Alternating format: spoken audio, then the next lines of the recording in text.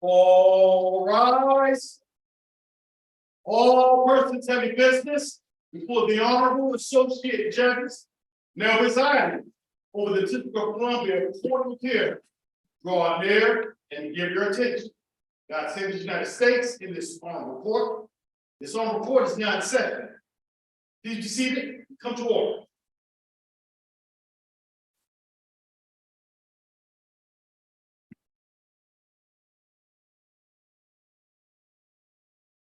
Good morning, everybody, and welcome to the District of Columbia Court of Appeals. We have two cases on this morning's regular calendar, and the first one is 21 AA 575, Booz Allen Hamilton versus DC Office of Tax and Revenue.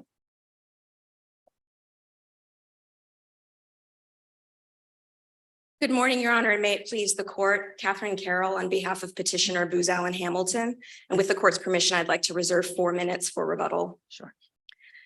Without providing any notice and without having treated any similar taxpayer the same way, OTR concluded that having one satellite office in the ballpark TIF area excludes Booz Allen's entire DC business from QHTC franchise tax benefits, even though the vast majority of that DC business is outside of the TIF area. That conclusion should be rejected. It flouts the purposes of the Ballpark Act and the QHTC law and produces absurd and unfair results contrary to legislative intent. When the council adopted the Ballpark Act, it studiously avoided funding mechanisms that would impact the franchise tax or that would impose burdens on taxpayers and businesses outside of the ballpark area. OTR's reading does exactly what the council sought to avoid by seeking to collect franchise tax revenue that can't even be used legally for any Ballpark Act purpose. This argument and some of your other arguments seem to me to essentially be saying the council didn't do a very good job in writing the statute and essentially disagree with how they executed their policy choices. Is that really the issue that's before us? I don't think so, Your Honor. The phrase here that the court has in front of it to construe is what does it mean for a business entity to be located in the TIF area? As this court held in BAE and the Supreme Court's decision in Wachovia, which is discussed in the briefs, I think is also very helpful on this. The word located in the abstract doesn't have any rigid meaning. Its meaning comes from context. So the task before us is to figure out what is the best reading of that phrase in the context of this statute, where the council chose different language than it used in paragraph 5A, which is the QHTC definition. Could you, in a nutshell, could you say what you think the proper definition is of located in is for this purpose? So in the context of this statute, a business entity is located in the ballpark TIF if ... What's ... So we would say if the focus of the DC business, if the bulk of the employees are there in the TIF, if the revenue is generated in the TIF, and if the nerve center is there in particular. So just that's a set of attributes and with an and between them. So taken literally, you're saying it's a 3-part requirement. I mean, I think similar to how courts resolve questions about principal place of business or nerve center. Again, leave aside analogies for a minute. I'm just trying to make sure I understand exactly how you would articulate the interpretation you think is the correct one in context. Yes. And it is bulk of DC business. So yes, I think we're looking at the DC business. Where is the DC? Where in the district is the entity located? And why would that be? If located in,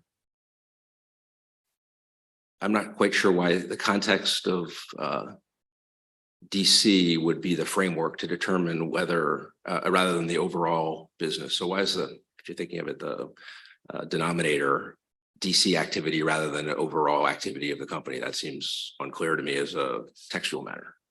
Yeah, I mean, I think the word located, as I said, doesn't have a rigid meaning. I think in context here, it makes the most sense to think about the DC location because number one, we're talking about a taxpayer that is subject to taxation in DC, and the premise of the QHTC definition in Part 5A is that Just to make clear, there's a presence in DC. So just to be clear, if I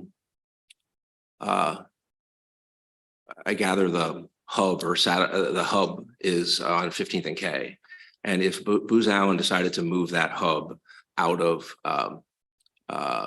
DC to Northern Virginia, then as soon as it did that, Booz Allen would be located in the remnants of Booz Allen would be located in the ballpark TIF.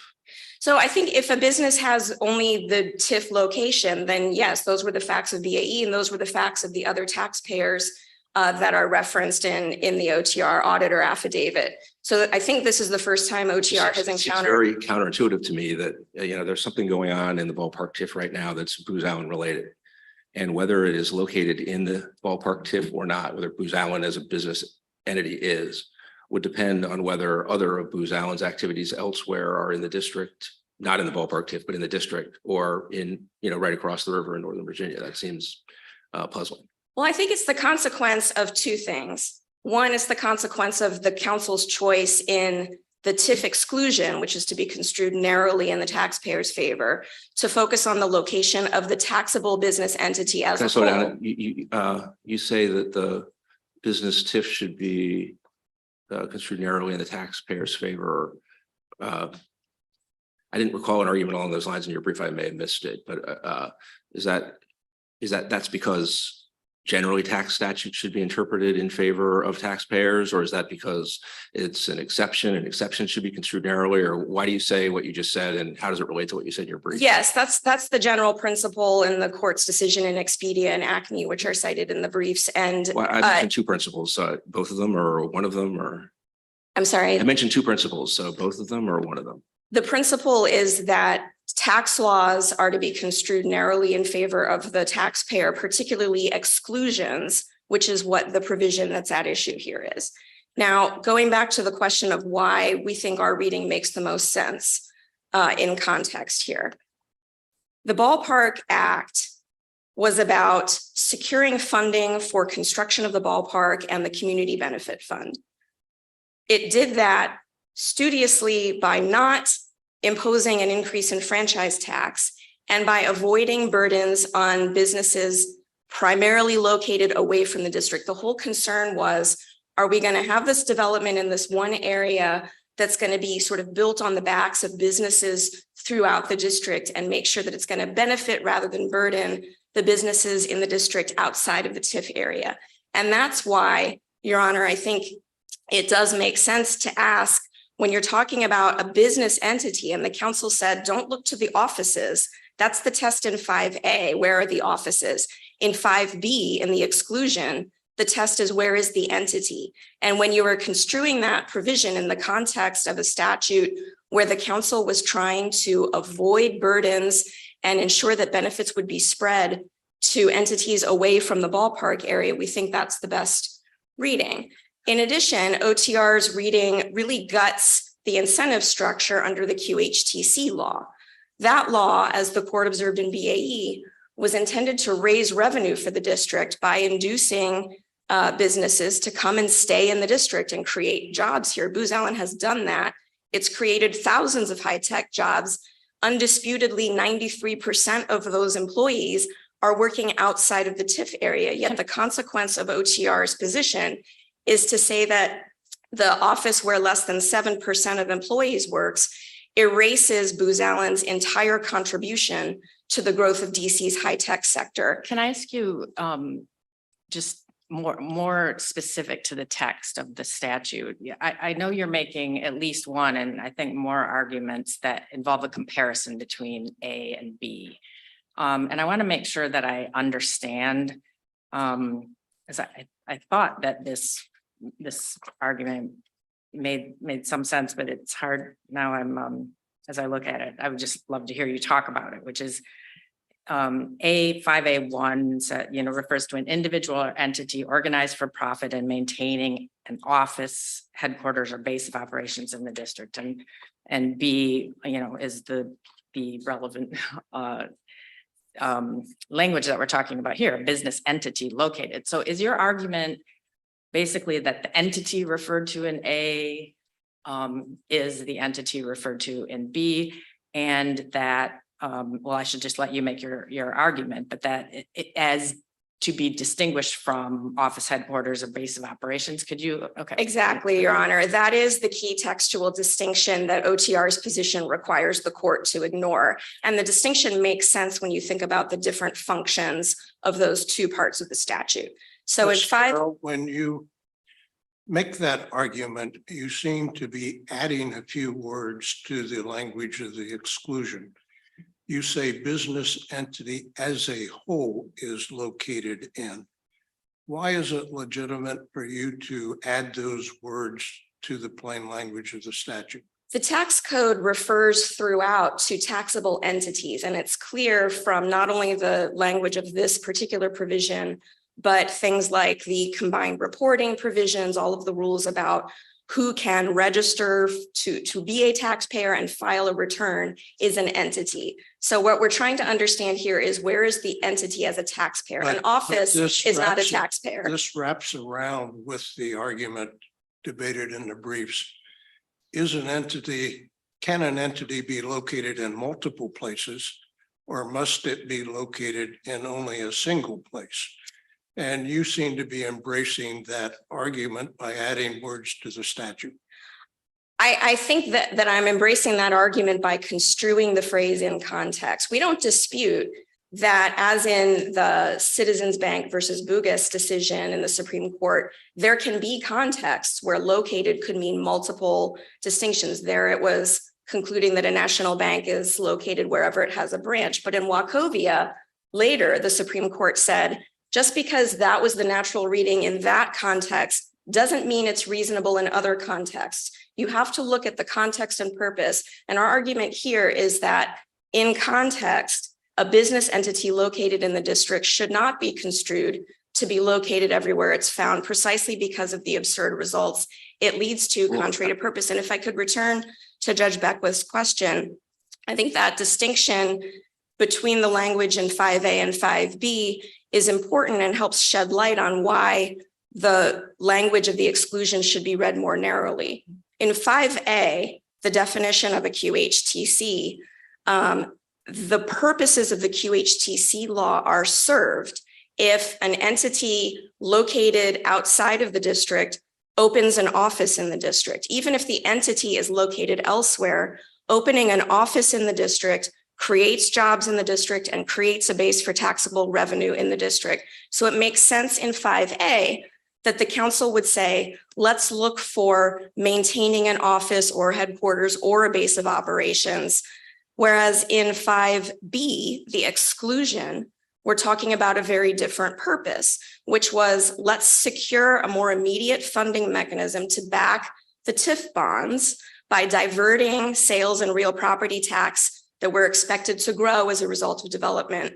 But let's make sure that we are doing that in a way that doesn't affect the franchise tax and doesn't burden businesses that are not primarily located in the TIF area. OTR's reading leads to exactly that outcome that the council, was trying to avoid. Can I ask you, this may in a way push over some of your other alternative arguments, but I think you said a couple times that the ballpark TIF exclusion provision was intended not to affect the franchise tax. And that seems a little bit puzzling to me because franchise tax is one of the QHTC benefits.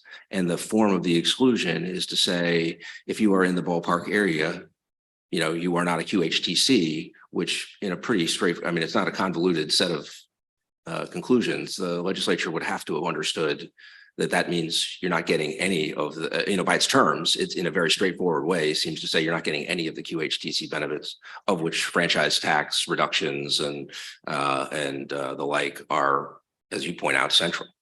So we dispute that reading of the scope of the exclusion as to which benefits it applies to. But just to go to the premise of the question about what the purpose was here. Well, I was just talking about the wording of it. So we would agree that on its face, in a very simple way, the ballpark TIF exclusion provision by operating to say, if you are in there, you are not a QHTC, that on its face would indicate that you're not getting franchise, you're not getting the benefits of a QHTC, among which franchise tax benefits are principal. That, I think that's a plausible reading. I don't think it's the only plausible reading. And the question here is, what's the best reading in light of context and purpose? And here, the context and purpose was a statute that the council and Chairwoman Kropp's comments at the public hearing encapsulate this point. We are not affecting franchise tax. We have identified other methods. We're going to impose the ballpark fee, the gross receipts tax, and the only new taxes that were created were the sales taxes on the events happening, the concessions, ticket sales, and so on. And it's the logic of that argument that not only should the franchise tax benefit be excluded from the ballpark TIF exclusion in your alternative argument, assuming your client is located in the ballpark TIF area, but that also all of the other QHTC benefits that accrue that aren't sales tax and real property tax should also be excluded. I think you have to, yeah, I think as this court has held repeatedly, statutory interpretation is a holistic enterprise. So you have to look at the language in the QHTC benefit and the language of the relevant exclusion and figure out what the best reading of them together is. So for instance, in the QHTC law, there are several provisions that cross-reference specific subsections of the QHTC definition and not others. And there are some benefits like the franchise tax benefit that refer to QHTC period without specifying, as other provisions do, which elements of that definition or the exclusions should we be looking at. So I think that opens the question when you're looking at a benefit that doesn't indicate, should we be looking at all of 5? Should we just be looking at 5A, as some of the other provisions do say? The court has to ask, what is the most sensible reading in the context of a statute where by law, both pre-existing law and in the Ballpark Act, it is unlawful to use franchise tax benefits for any Ballpark Act TIF related purpose. It doesn't make any sense. That's not disputed that the franchise tax here is that there's no rational connection between collecting that revenue and anything in the Ballpark Act. So there's no indication that when the council threw in the TIF exclusion at the last minute with no discussion, that it was suddenly, without even acknowledging it, going back on everything it had said publicly about not imposing burdens on franchise tax benefits and on taxpayers outside of the TIF area. That would have been, if that was what was intended, a substantial change that would have gotten some attention. There's nothing. To distinguish between two theories, assume for a moment, at least with respect to the alternative argument, I think you'd acknowledge that the text, which the alternative argument being exclude the franchise tax, even if benefits from the effect of the ballpark TIF exclusion, even if your client is located in the ballpark TIF area. That's a pretty strongly countertextual argument, and it rests in part. I just want to pull apart two lines of thinking, both of which you seem to be focusing on to a degree. One is an absurdity point, which is it just doesn't make any sense to read it that way. And if absurdity is established, then you're going to read the text in a way that makes sense, even if that isn't an ordinarily reasonable reading of it. So I have that line of thought. Another is sort of it isn't really what the legislature intended. They didn't think it all the way through. So it wasn't what the legislature didn't have this in mind. And I know that's a strand of your thinking, but assume for a moment that the court were of the view that it's not absurd applying the franchise tax part of the exclusion and perhaps determining that your client is located in for purposes of the ballpark TIF exclusion.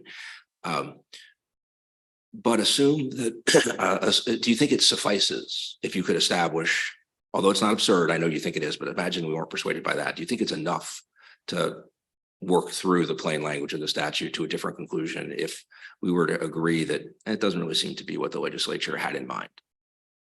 To work through the statute? I mean, assume again, the court were of the view that the plain language of the statute is against you and you need to have absurdity, or the question is, would it be enough to also say, It's just not what they intended. It's Oh, not necessarily yes. absurd, but you can just tell from all things considered that it wasn't what they had in mind. Is that enough, in your view, for a court to say, we're not going to give effect to the plain language reading of a statute because we just don't think the legislature intended the consequences of that plain language? This court has so held on several occasions that even where language appears to have superficial clarity, it is appropriate to ask whether that seemingly plain meaning is consistent with legislative intent. And if it's not, it at a minimum calls for a closer look. And we think here the closer look suggests that that is not the only available reading. I have all that, but assume for a moment that after that closer look, the court were to conclude there's really no way to fight through the plain language. The plain language dictates this conclusion, but we're persuaded that isn't really, the legislature hadn't thought through all of those consequences.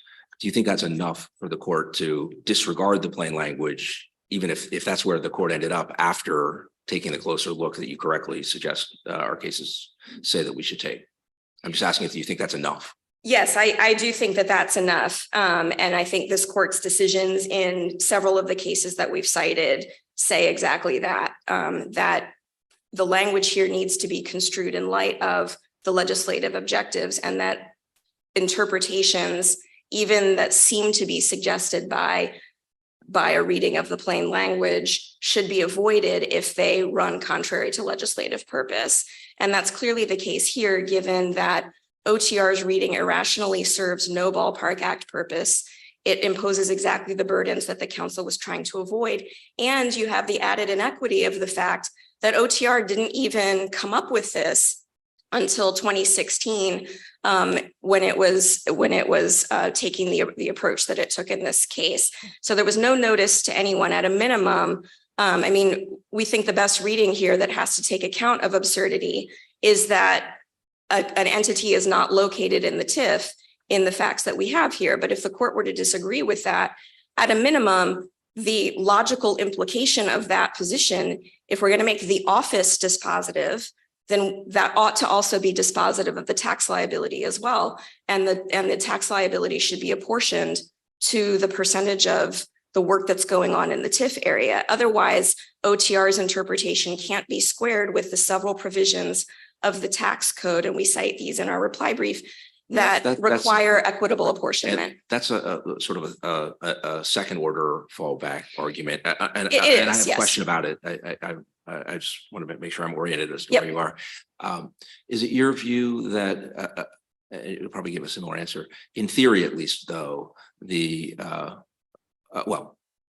is it your view that the apportionment idea that you're identifying there should apply with respect to all of the QHTC benefits, including, for example, assume, again, contrary to your position, the court were to conclude that your client is located in the ballpark area TIF exclusion.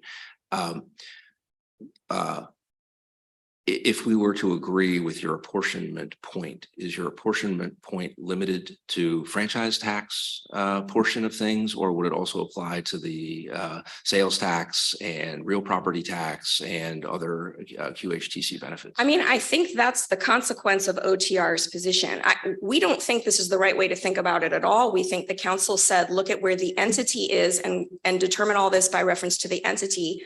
OTR is saying, no, look at the office. And if the court were to agree with that and say it's the office that's dispositive, then we think it follows naturally that it's the office that ought to matter when you're imposing the tax liability. Now, sales taxes and how sales get divvied up to particular office locations, might be a different matter, but I think that is the implication of OTR's position. It's certainly warranted in light of the fact that OTR never provided any notice of this interpretation and never treated any other taxpayer the way that it is treating Booz Allen in this case. There's the notion here that a company that has created thousands of high-tech jobs, paid hundreds of millions of dollars in salary to DC workers and in payroll taxes to DC, that entire contribution that Booz Allen has made to DC's high-tech sector is just erased because of this one satellite office. It's a complete departure from anything that's in the text of any of these provisions, and certainly contrary to legislative intent. Ms. Carroll, can I ask you another question about the statutory language that are there, I didn't see this in the briefs and I apologize if I missed it, but are there other statutes in the district that use the language located in? Yes. And have they been interpreted?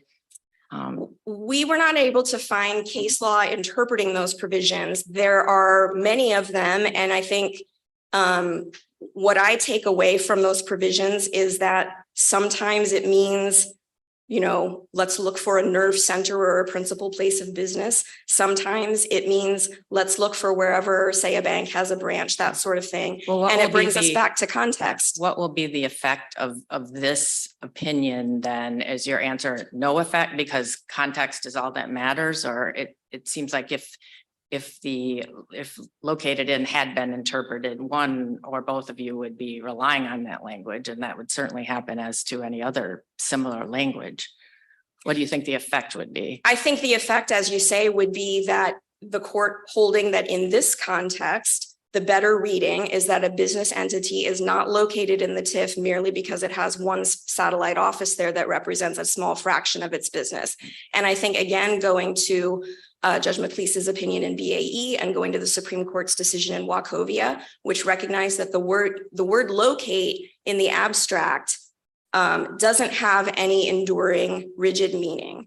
And so what the court says in this context might not apply in those other contexts. It might.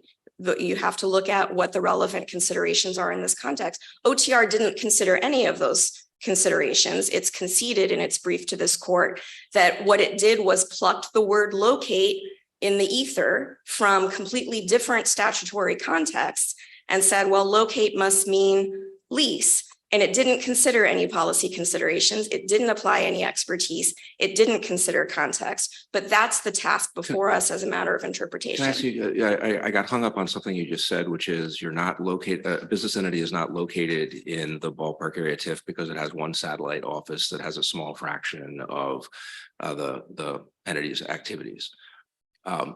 But I took your answer to some questions I was asking you before to say that sometimes a business entity is located in the ballpark area TIF when that is true, as long as all of the other activities of the business are not located in the district. So again, if a business that has all of its other activities in Northern Virginia opens an office in the ballpark area TIF, that's exactly a satellite office with a small percentage of folks that's essentially a doppelganger for the office that Booz Allen has in the relevant area, you would say they are located in the ballpark TIF, even though all that is, all that is true. We've granted that for purposes of argument because the whole premise of this is that you're talking about DC-based taxable revenue in the context of a QHTC that has to be in DC to qualify in the first place.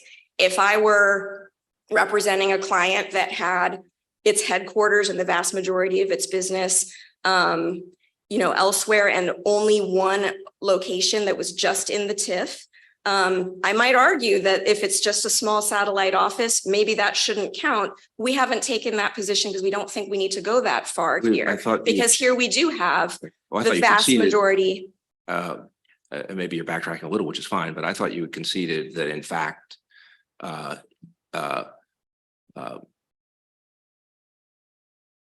in the hypothetical I was asking you, I thought you conceded that for purposes of the statute, the right answer is that hypothetical business would be located in the TIF. I mean, I do think that's probably the right answer. And I don't think there's any inconsistency between that and what we're saying, because the question here is, when you're talking about where is a DC business entity located for purposes of its DC tax status, when the council has said, don't look at where the offices are located, look at where the entity is located in the district.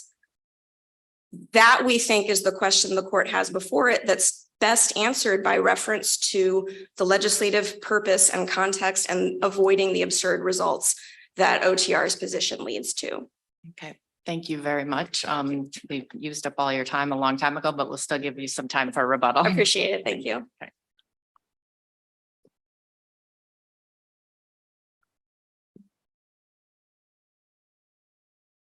Good morning, and may it please the court. Jeremy Girton on behalf of the Office of Tax and Revenue.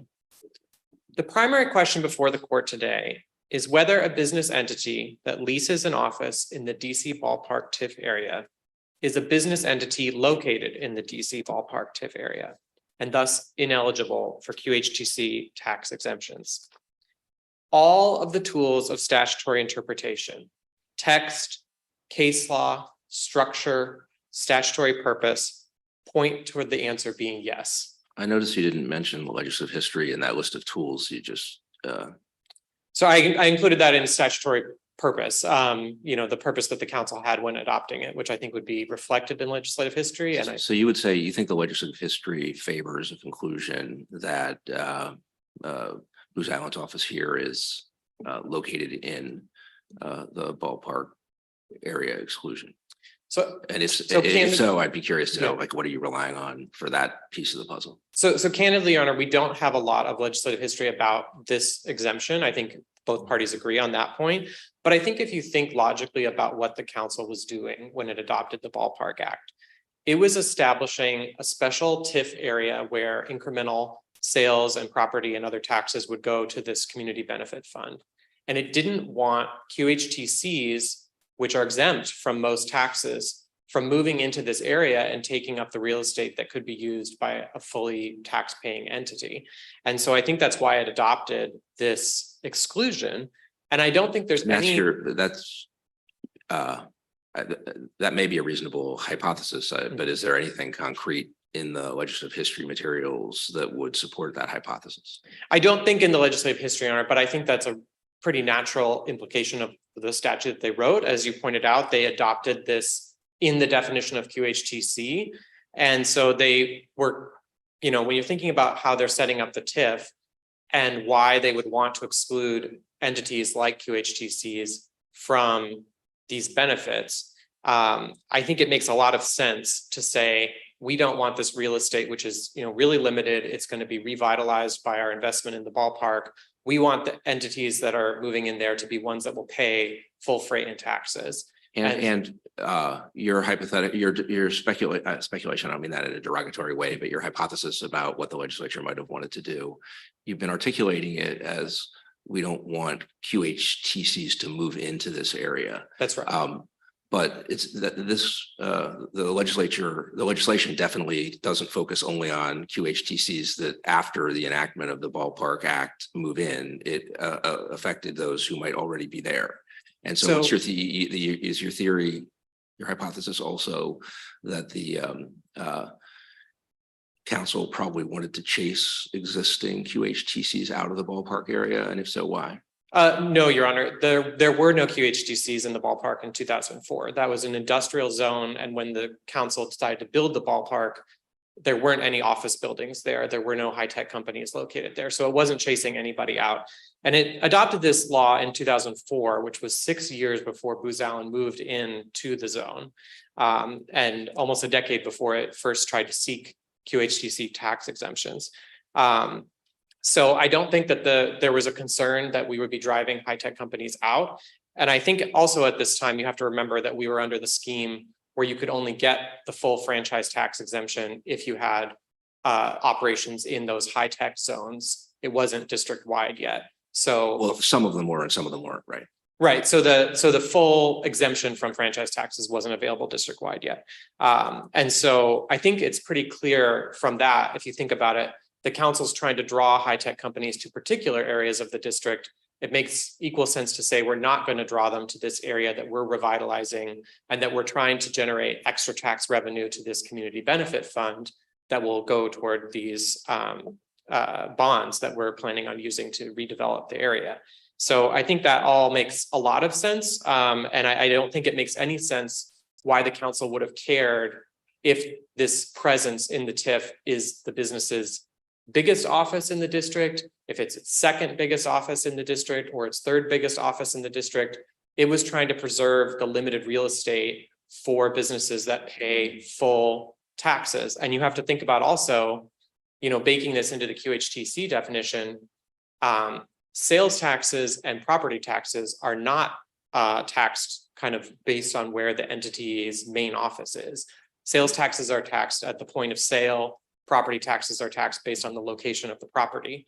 So if you adopted their definition, you'd be saying that even a business that buys a large amount of real estate in the TIF would be exempt from property taxes on that property in the TIF. Can I ask you a question that I also raised with Ms. Carroll about the distinction between the language difference between A and B in these statutes? And you have a section of your brief where you say there's a logical reason for this distinction, and I wasn't quite sure I understood the argument, probably because I hadn't had coffee yet when I was reading it or something, but could you tell me what you meant by that? Sure, Your Honor. So I think that Booz Allen is right that there's kind of a canon of statutory construction where you say similar words in the same statute mean the same thing, and the corollary is different words mean different things. But it's a pretty weak canon of statutory construction that can be overcome by context. So I don't think that you necessarily have to say that what the council, I think one way to read it could be the council said you have to have an office, a headquarters, or base of operations in the district to get kind of in the door as a QHTC. And then any QHTC located in the TIF, you get out of the door. And you could say that located is kind of a conglomeration of those three terms. I think that would be one way to read the statute. Or you could read it, I think, consistently with what this court wrote in BAE, which is that located might even be a broader term than that. And the court, used that legislative history talking about located to read base of operations more broadly than OTR had read it. In fact, your hypothetical a minute ago, which I'm still trying to think through, seemed to suggest that if a QHTC bought a bunch of real estate, I don't know, as investment properties in the ballpark area, TIF, you think it would be located there because ownership of real property by itself, even if there's nothing other than like a passive investment holding of real estate property, you think that the QHTC would be located in the ballpark area? I think it would have to depend a little bit on the facts, Your Honor. So we're reading the statute as the business entity has to be located there. And I think that means that, according to the dictionary definitions we cite, that it has to have established a physical presence there and be, I think, doing business there. So if it bought, if Booz Allen bought, a parking garage and was operating it, not related to its high-tech business, I think they could make an argument that they're not there. And I think, frankly, that case wouldn't be likely to come up because really the only way OTR would know about it is if they put it as one of their business locations on their gross revenue worksheet, which is how they found out about this location. So they would have to kind of self-identify it as a business location. Mr. Gerton, let me ask you to continue to focus on the language business entity located in the ballpark area. Mm-hmm. And let's forget about QHTCs for a moment and think about Starbucks. Let's assume, this is just a wild guess, that there are 60 different Starbucks locations in the district. Sure. Are there 60 different locations? Is that business entity located in 60 different places within the meaning of this language? I think so, Your Honor, because it's operating its business in 60 different places. It probably has leases or owns property in 60 different places. So I think it's fair to say that the business entity is located in all of those places. And I think that the key admission here from Booz Allen is at page 34 of their opening brief, where they say that Booz Allen Hamilton as an entity is located in the District of Columbia. But at page 12 of the appendix, they say Booz Allen Hamilton as an entity is located in McLean, Virginia. So they're acknowledging that the business entity is located in multiple places at the same time. And they're, that I think really kind of answers the question here. They're just applying ordinary meaning to the word locate. And, the dictionary definitions that we apply are all consistent with what they said in their brief. Well, you say it answers the question. It might defeat an argument that as a matter of plain language, a business entity can never be located in more than one place. I don't know that it answers the question of, in the context of this statute, what's the best reading of what I think BAE suggested is kind of in isolation, a somewhat ambiguous concept of what does it mean for an entity or a business entity to be located in a place. So I think what I meant, Your Honor, is that kind of the premise of their whole argument is that a business entity can only be located in one place. That's kind of their baseline assumption. And I think that that's defeated by their own admissions in their brief. And I think it's defeated by kind of ordinary meaning, as we pointed to dictionary definitions. I mean, one of the dictionaries that we cited actually uses an example sentence, which says a business's marketing strategy has been to locate in small towns, plural. Can I ask you So- the same question that I asked Ms. Carroll and then interrupted her and didn't allow her to finish? So I do want to ask her on reply. So it's my fault for sure, which is, could you just tell me what you think, if we're writing an opinion which says in the context of this statute, Mhm. what should we say located in means? So I think that Could you tell me what your definition would be if we're going to answer that question in an opinion? Sure. So I think what we would say is you apply ordinary meaning, which is a business is located somewhere if it establishes a physical presence there. And you could say that a leased office is a sufficient physical presence to count the business as being located there. I think that's all you would need to say in an opinion on our side. But I think if you were to adopt Booz Allen's definition, I think there are several problems with it. In your question earlier highlighted some of them, which is they've adopted what I think is actually a 4-part definition of where a business is located. They say you have to look at where the majority of its employees are, where its management sits, where its board sits, and where its revenue is located. And then you weigh those 4 factors to decide where, the central hub is. And also, as you pointed out, they're limiting it to the revenue and employees in the district, even though their whole argument is that the business entity as a whole should be what you're kind of deciding its location. So if you were to apply this test, not with the kind of district limitation that they're applying now, you would end up in McLean, Virginia, not at their DC hub, because that's their largest office where their board sits. Mr. Girton, let me ask you to shift focus and assume hypothetically that we care about deference to OTR. Do you think the decisions of this court map on to the Supreme Court's differentiations between Skidmore deference and Chevron deference? Or do we have some less defined sort of loose definition of when we will defer? I think it's the latter, Your Honor. I think this court has certainly cited Chevron and Skidmore many times, but I think it has acknowledged, kind of the issue is over the case of Meade, whether you only defer once there's formal regulations written. And I think this court has deferred many times to agencies in cases where they didn't write formal regulations. Well, that's certainly true. Yeah. For example, in interpretations that agencies that have adjudicatory responsibilities have articulated in agency adjudications. But That's right. in terms of cases where the court has deferred to an agency with respect to positions that were articulated, let's say, for example, for the first time in a brief on behalf of the agency, and have done that expressly saying that's what we're doing and explaining why that's what we should be why that's what we should do. What would you point to cases that take that form? Again, in particular, not just where we did it without comment, but where we sort of said, yep, this is a thing we do. Sometimes we just look at an agency, the brief filed on behalf of an agency in court, and we defer to it. So I think that's the only way to read the NBC subsidiary case, Your Honor, which was a case about the QHTC statute. It was a case where OTR had issued an interpretation just in its briefing to OAH. That was the first time it had been asked to opine about it. And this court, including Judge Fisher joining the opinion, said we're going to defer to the agency's reasonable interpretation. And I think and that's part of the awareness of that case is part of why I asked in NBC, did we say, yes, that's what we're doing and it's fine for us to do that, and here's why we're doing it, and here's how we square that with our principles of deference? Or is it more in the nature of something we did but didn't explain, that identify as a distinct thing that we were doing? I think it's pretty clear, Your Honor. The court said it was affording substantial deference to OTR. It's very clear we did it. My question, I guess, is it a holding that it's okay to do it, or is it just something we did without explaining? I don't know how else you could read the opinion without saying that you were affording substantial. I mean, you quoted the background boilerplate language this court has repeated many times, from Exxon and other cases, which say we defer to any reasonable interpretation that the agency provides, so long as it's not inconsistent with the statute or its purpose.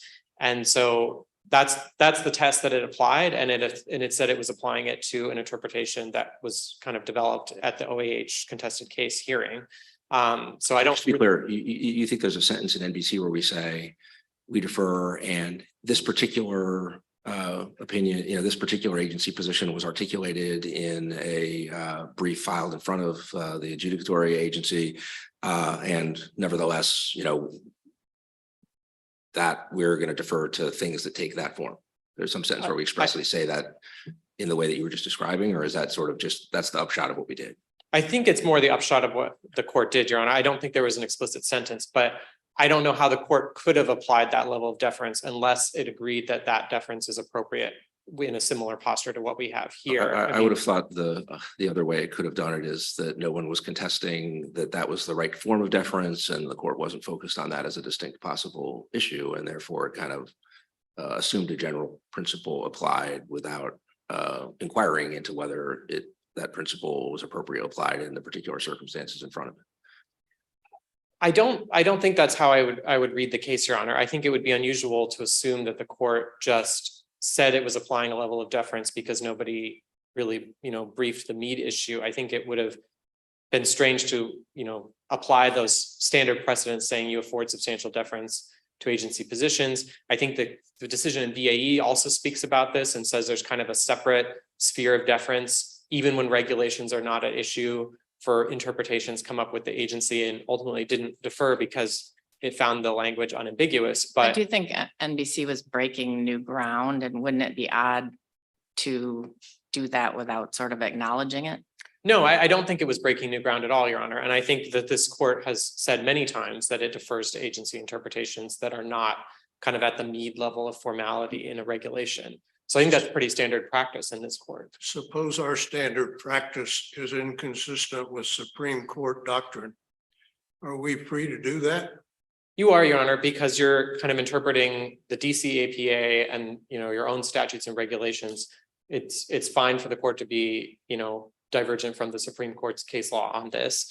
But I also think that if the court wanted to clarify that case law and realign it, this is not a really good case to do that, because I don't think that there's any reasonable argument for an interpretation that's contrary to OTR. So I just don't think the deference level, whether it's significant deference or substantial deference or some sort of Skidmore level deference, really is going to be the decisive factor here. And I don't think the court needs to kind of address deference really at all. I think it can decide this case on plain meaning. Your opponent argues that part of what we should be focused on that you haven't addressed a lot yet is kind of the practical consequences of driving through the interpretation the way you think we should. And in particular, I get the idea that if one hypothesizes that the council had a deterrent rationale, which is we don't want QHTCs in the ballpark area, so we're going to penalize them by depriving them of all their QHTC benefits if they come in, which means they probably won't come in.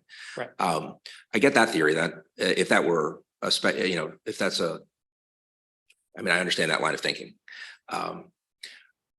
But it's a little odder and more of a disconnect if that the way that got implemented further is that if a QHTC nonetheless ends up there, that rather than taking all of the QHTC, you deprive the QHTC of all of its benefits, and you take some relatively modest portion of those benefits and devote them to the ballpark area TIF, and the rest of them go to the general treasury. That's how it operates. Is that correct? Yeah, that's right. So only the sales and property tax kind of incremental amounts go into the. Which everybody agrees are not the lion's share of it, if I understand. Is that right? That's right. But I don't really think that the community benefit fund is drastically different than the general fund. The community benefit fund can be used to fund a project anywhere in the city, which is just what we use the general fund for. So it's not really that different that the franchise taxes are going to be going into a different fund than the sales taxes. I don't think that that's enough to speak to kind of an absurdity outcome here. And I think it's also important to remember that all that happens is that the QHTC, the proto QHTC, I guess, that's trying to be a QHTC, would pay the ordinary tax rates. It's going to pay the ordinary franchise tax rate that every other business in the district has to pay the ordinary sales tax and property taxes. So it's not that it's getting penalized in the sense that it's going to have to pay more taxes than a normal business. It's just going to be paying the ordinary tax rate. And I don't think that that's that punitive of an outcome either, because Booz Allen didn't even realize that it was a potential QHTC when it first filed its 2013 tax returns. It paid the franchise tax up front and said, we're not a QHTC. And then it went and amended after it maybe realized that there was this huge amount of money that it could save, and, try to amend its return and get these benefits clawed back. So it's not, an inequitable outcome to say you have to pay the ordinary tax rate. And I certainly don't think it's an inequitable outcome with this sophisticated of a taxpayer who had every resource available to them and sophisticated accountants who could have looked at the statute. I mean, Ms. Carroll argued that there was no notice, but I would say the notice was written on the face of the statute. They could have just looked at it. And if they had questions about what it meant, they had the opportunity to ask OTR for a private letter ruling saying, what does this located mean? Does that mean that our office in the TIF is going to disqualify us? And they could have gotten an answer that way before they even filed their return. So I really just don't think that there's any kind of equitable reason to read the statute contrary to its plain meaning here. What do you advocate about the tax court decision in Lever Brothers? Is Sure. that something, assuming we're in plain language land, is that something that we should care about? I think so, Your Honor. I mean, it's of just one piece of evidence on our side. So I think Judge Beckwith, you asked about, are there other places in the tax code that talk about where a business is located? The word located is used a lot of times in the tax code, but almost exclusively talking about property located in this particular place, not a business entity. So what OTR did when it was faced with this question is it looked to prior examples and it found this 2012 memo, which was a sales tax exemption for nonprofits. And it said, the statute said that an institution would be exempt if it was located in the district.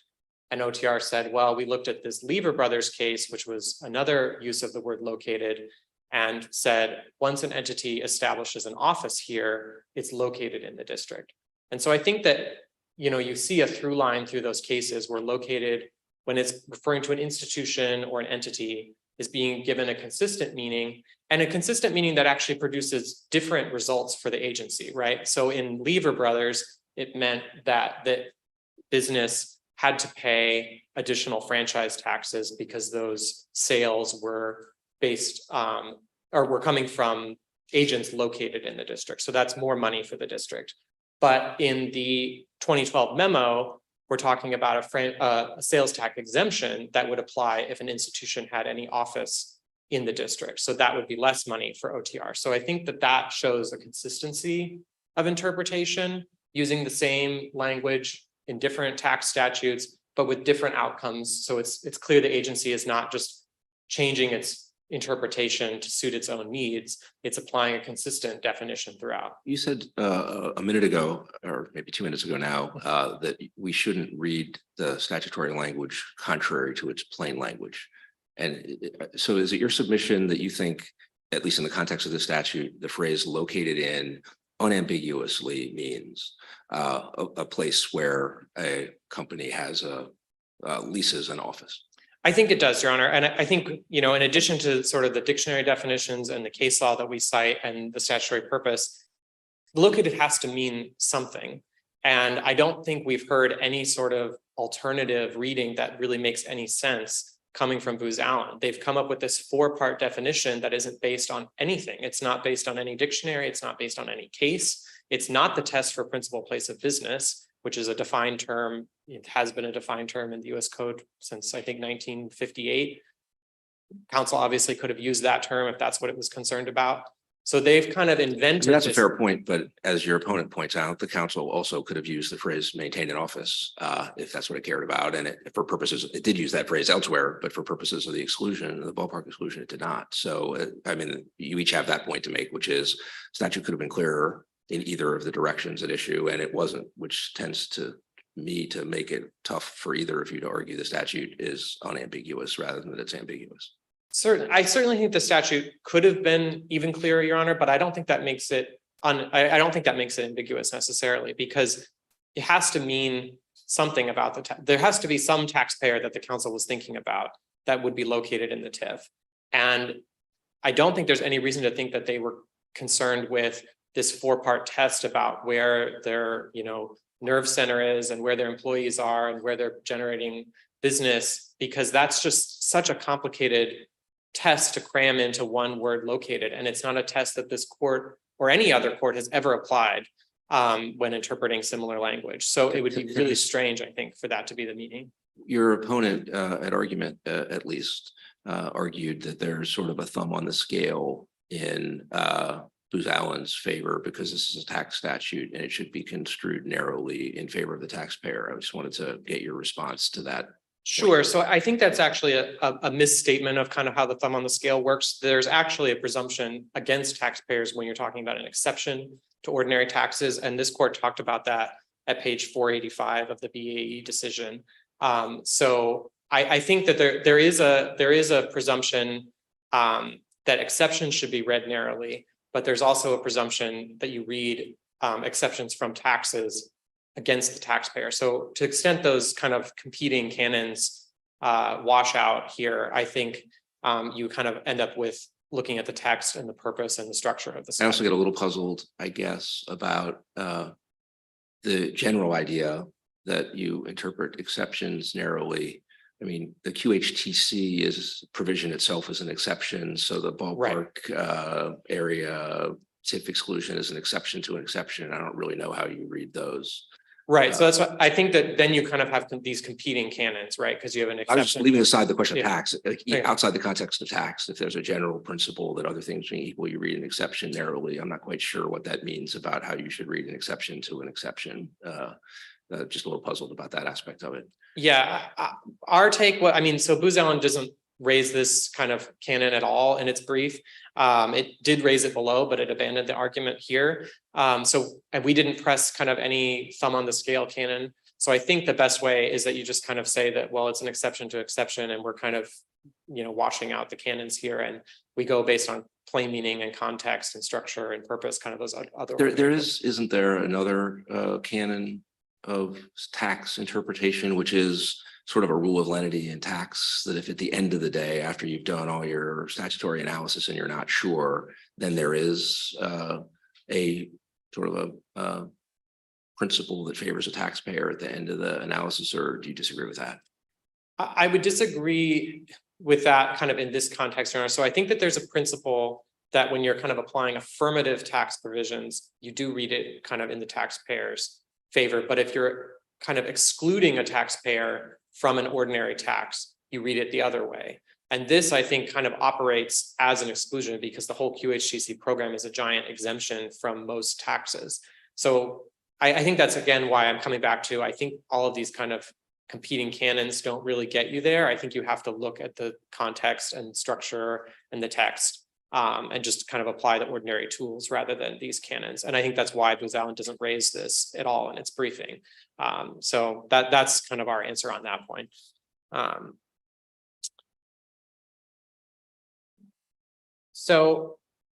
I wanted to just really quickly touch on kind of the backup arguments that Booz Allen had raised in its brief. The first being that even if you're not a QHTC, you get the QHTC franchise tax rate. I think that is clearly foreclosed by the text of the statute. And they admitted that at page 11 of the appendix.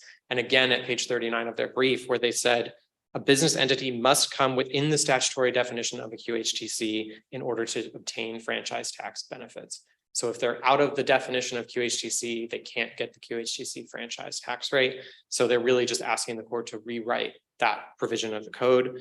And on the apportionment thing, I think we've kind of talked a little bit about equity already. I don't think there's anything inequitable about saying, if you're a business and you want to take advantage of this big franchise tax exemption, don't put any physical presence in the ballpark TIF, because we're saving that for businesses that are going to generate funds for this community benefit fund. And if you do, you're going to lose out on all of the benefits that you would get as a QHTC. And that's really more of an operation of the fact that we tax corporations at the entity level. So there's not really a way to apportion by office the way that the tax code is structured for corporations and the franchise tax. So that's just kind of the operation of the ordinary words of the statute. And I don't think that the council didn't understand that, because they put this in the definition of a QHTC in the chapter of the code titled Income and Franchise Taxes. So they clearly would have understood what they were doing when they adopted this exclusion. So unless the court has any further questions, we would ask for the court to affirm. Thank you, Mr. Burton. Ms. Carroll will give you the 4 minutes you hoped for. Thank you, Your Honor. I'm going to hope to try to address a number of points that came up, including I want to get to that question about located, but maybe just to start with this speculation that the council was somehow trying to deter QHTCs from moving to or staying in the TIF area. As Your Honor noted, there's no support for that speculation whatsoever. And it doesn't make any sense when you think about the kind of property that we're talking about here. If Booz Allen didn't occupy this office space, it's not going to be replaced by a bar or, you know, the Nationals team store or something like that. This is office space that's going to be occupied by firms of the type that don't pay the real estate, the real property tax, because those are paid by the landlords, the developers, and they're generally not paying sales tax because these are service firms that whose services are not taxed as sales. So just the whole argument is really sort of nonsensical when you think about the nature of the kind of property. And respectfully, I don't really think there's any evidence in the record or on the ground that the council was somehow trying to deter construction of office space and condominiums near the ballpark. That same Mr. Girton invoked that same argument as a reason why it's not inequitable to penalize the entire franchise tax benefit here rather than apportioning. But again, that's a speculative rationale that OTR is offering for the first time here and doesn't make any sense in light of the reality on the ground. And what Mr. Girton didn't acknowledge was the principle of DC tax law that requires apportionment so that tax liability equitably reflects business activity. And apportionment, contrary to my friend's suggestion, happens all the time. Booz Allen is always required under DC law to apportion its revenue and its tax liability. There's a very simple method for doing so. The same approach could be taken here. There was some discussion about deference, and there's a few points that I'd like to try to make on that point. The first is that both before and after NBC subsidiary, this court has been very clear, and I would point among others to the decisions in Oceanake and Nunnally, which we both cite in our briefs, that informal agency action is not entitled to substantial deference under Chevron. There's been no suggestion in any decision that this court doesn't follow that, and there's no dispute here that OTR's determination here lacks the force of law.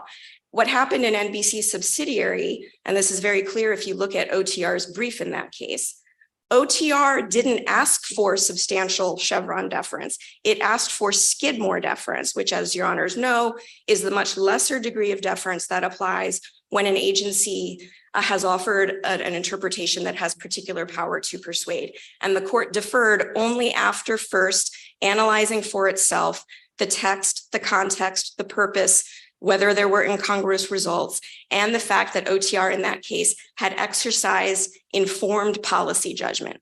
None of those things are present here. Why wouldn't Skidmore deference be enough to carry the day for OTR?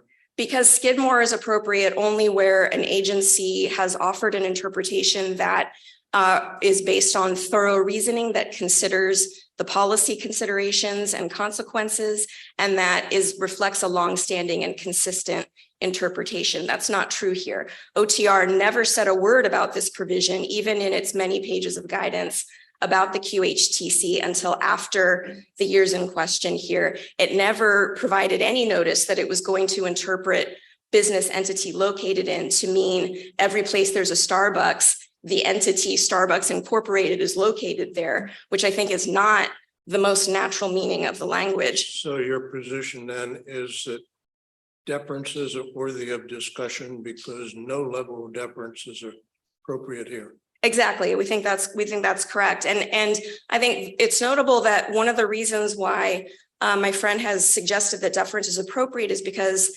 OTR somehow has been consistent in looking at, well, we looked at what located meant in this other statute in another case decades ago with a completely different context, and we just assumed that it meant the same thing. That is not a virtue. The task here is to figure out what this language means in this context. And in Lever Brothers, which Your Honor asked about, the statute turned on where the agents were located, not where the entity was located. And it was about securing a taxable nexus to the district. Very, very different context than an exclusion, which is what's at issue here. With respect to Your Honor, Judge Fisher, you asked the question again about the sort of the Starbucks, and Your Honor asked also what the definitions here should be. And I think that there's this suggestion that somehow OTR's position is very simple and easy to apply and ours is not. I counted 4 different versions of the test in Mr. Girton's brief in his argument today. You have a lease, you have owning property, perhaps even in a passive investment. You have physical presence, you have business operation. Those things are not simple to apply. And I think the Evolver case that we cited in our reply brief makes this clear, where even in a provision that did turn on a lease, you ended up having litigation about whether the particular contractual arrangement there counted as a lease. So I think we would admit that, like any kind of similar corporate test to determine where a corporation is located, there might be edge cases that are harder. I think that's true under either party's interpretation. So that doesn't really favor their view. Our view is more consistent with general corporate principles. And I think the way that I would say it, Judge McLeese, is that in the context of this provision, the business entity's DC location is best determined by reference to that entity's central hub, where its senior leadership directs and coordinates the DC business activity, where the employees are predominantly working, where the revenue is predominantly generated. Whether or not there's sort of this idea that that's like a floodgates sort of problematic interpretation. So far as we know, this is a case of one. OTR has never taken this position with respect to any other taxpayer, certainly before this litigation, and so far as we know since. So I suspect that this issue is not likely to come up again very often, but if it does, I think just as the Supreme Court held in Hertz Corporation, when you're trying to decide where an entity is located, most of the time it's not going to be that hard. It's certainly not hard here. There could be challenging edge cases under any test, including OTRs. That's not a reason to adopt an interpretation that so directly flies in the face of what the council was trying to do here in the Ballpark Act. Unless the court has other questions, I think we would ask the court to reverse. Thank you very much, Ms. Carroll. The case will be submitted.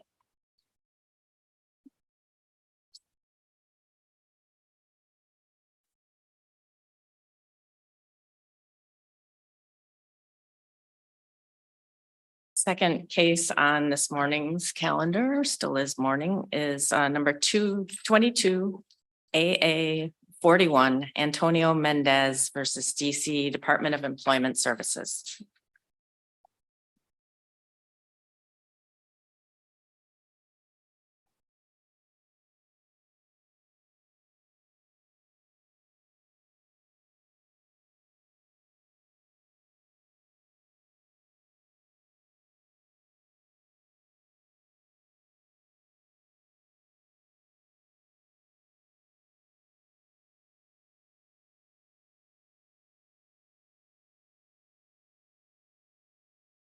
Morning, Your Honors, and may it please the court. Krista DeSmiter here on behalf of Mr. Antonio Mendez. At this time, I'd ask for 4 minutes for rebuttal. Your Honors, in this case, the issue is whether an ambiguous defense evaluator's opinion on the nature and extent of an injured worker's disability can serve as substantial evidence that the worker is able to do full duty, and thus a Logan analysis not occur. In this case, the opinion of a defense medical evaluator, Dr. Brokaw, was rejected as to medical causal relationship. The opinions about medical causal relationship then, the medical condition that Mr. Mendez suffered from were that he had lumbar spondylosis, lumbar radiculopathy, stenosis of his foramina at the L4-5 level. And those are the medical conditions that he was diagnosed with by his treating physician, by 2 surgical consultants. Those are the medical conditions that are causally related to the work injury as a matter of law in this case. When the court in this case turned to the issue of nature and extent, it instead of relying on the opinions of the treating physicians, whose opinions as to Mr. Mendez's ability to work were based on the medical condition that they had objectively diagnosed. Instead, it applied weight to the defense medical evaluator, whose opinion on causation and his diagnosis of the condition had been rejected. But that medical evaluator's opinion as to saying that Mr. Mendez could work full duty was completely tied in with his determination that any restrictions would not be related to the injury in February of 2019. It was completely intertwined with his opinion on causation. Therefore, for the court and then to be affirmed by the Compensation Review Board to say that that was enough, that was substantial evidence that he could return to work full duty, that was complete error. Can I ask you what you think when in the initial appeal to the CRB issues an order saying the ALJ was incorrect the first time, and so the way you described it, medical causation has to be kind of taken as a matter of law, because the way the CRB looked at it, there was, a defense expert, but the defense expert's opinion about medical causation was ambiguous and that wasn't sufficient, and therefore you take medical causation of what, I guess is my question. What is it you're saying has to be treated as work related? The diagnosed back condition that Mr. Mendez had suffered from. That's where I'm not quite sure. I mean, you mean, so for example, every aspect of his back, every aspect of his medical condition. So the fact that he has, slip discs or any of that, all of that has to be treated as work related. Every aspect of his medical situation. Correct, because any evidence to the contrary did not rise to the level to rebut the presumption of the compensability of those medical conditions to his lumbar spine.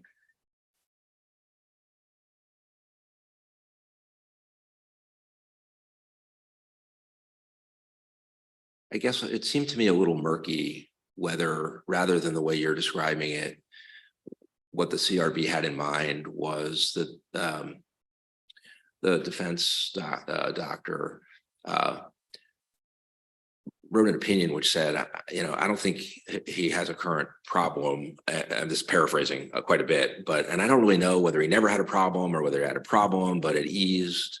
And the CRB thought, well, that doesn't answer the question of whether there was a work-related problem at some point. Right. This is how I read the CRB's opinion, or at least how it could arguably be read. Mm-hmm. And so we're going to send it back and we're going to say, okay, the claimant has won on the question of whether at some point there was a work-related, a causally related work condition. But I hadn't really quite understood the CRB to be saying what we're treating as established as a matter of law is that every aspect of the medical condition, the current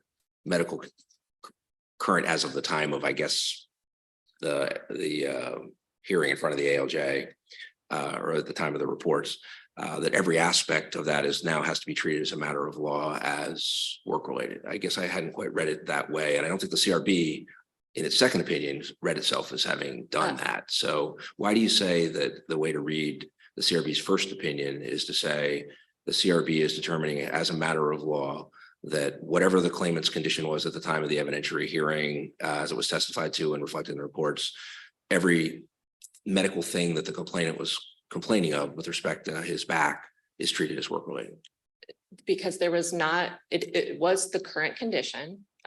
So the presumption still applied to whether he had a work injury, of course, whether it was disabling to the lumbar back, and whether the current disabling condition was causally related to the work injury. That was determined. The current disabling condition to the lumbar spine was the diagnosis of lumbar radiculopathy, stenosis, the L4-5 issue. That all, as a matter of law, is causally related.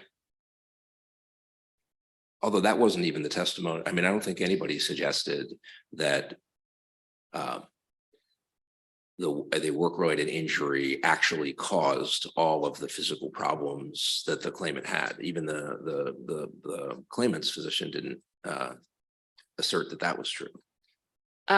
So The opinion was that the diagnosis was that he had degenerative disc disease of the lumbar spine, which causes radicular lumbar extremity symptoms along with reduced disc height space causing facet inflammation. And I'm talking about the lumbar spine here.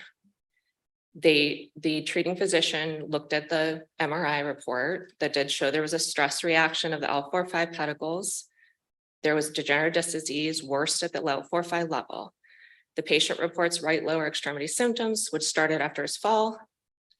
He had positive straight leg raise testing. The treating physician found that those symptoms were consistent with the diagnosis of objective findings. Those diagnoses, as a matter of law, are causally related to the work injury. So there was no point in remanding about nature and extent because in your view, the failure to adequately rebut the claim of a work-related injury in the context of this case, at least, kind of definitively established nature and extent because it was everything that was alleged by the claimant is now definitively treated as true, not just for purposes of causation, but with respect to nature and extent. Is that how you would read? So not necessarily, because I think that might go in the face of Dunstan and that there is no presumption on the nature and extent of disability. The issue then was that the medical evaluator, his opinion on causal relationship was rejected, right? So, and then he goes on to say, I find he can go to full duty. I guess where I'm hung up a little bit is there was a determination made that it was not adequate to rebut a presumption that existed. I'm not sure that means it was rejected in some global sense, rather than simply that there was a determination made that it, in the context of step one of a multi-step set of determinations, it wasn't adequate. I don't think it's his, that defense medical evaluator's opinion was rejected as a whole. It was rejected as to medical causal relationship of the current disabling condition. So then when the defense evaluator went on to say there are no restrictions related to the work injury, he didn't give any opinion as to whether there were restrictions for any of these other conditions that Mr. Mendez suffered from.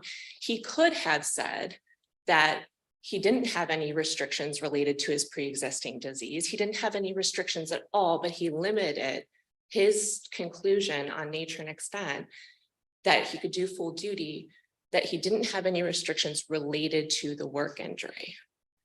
So the fact that it's intertwined means that the factual predicate of his conclusion that he can do full duty was already rejected as a matter of law. So that he could have given an opinion that I don't think this man has any restrictions at all, despite his pre-existing disease. He did not say that. And that's pointed out aptly in the first decision and remand order by the Compensation Review Board. I'm still struggling with the first step of this. I apologize for slowing this down, but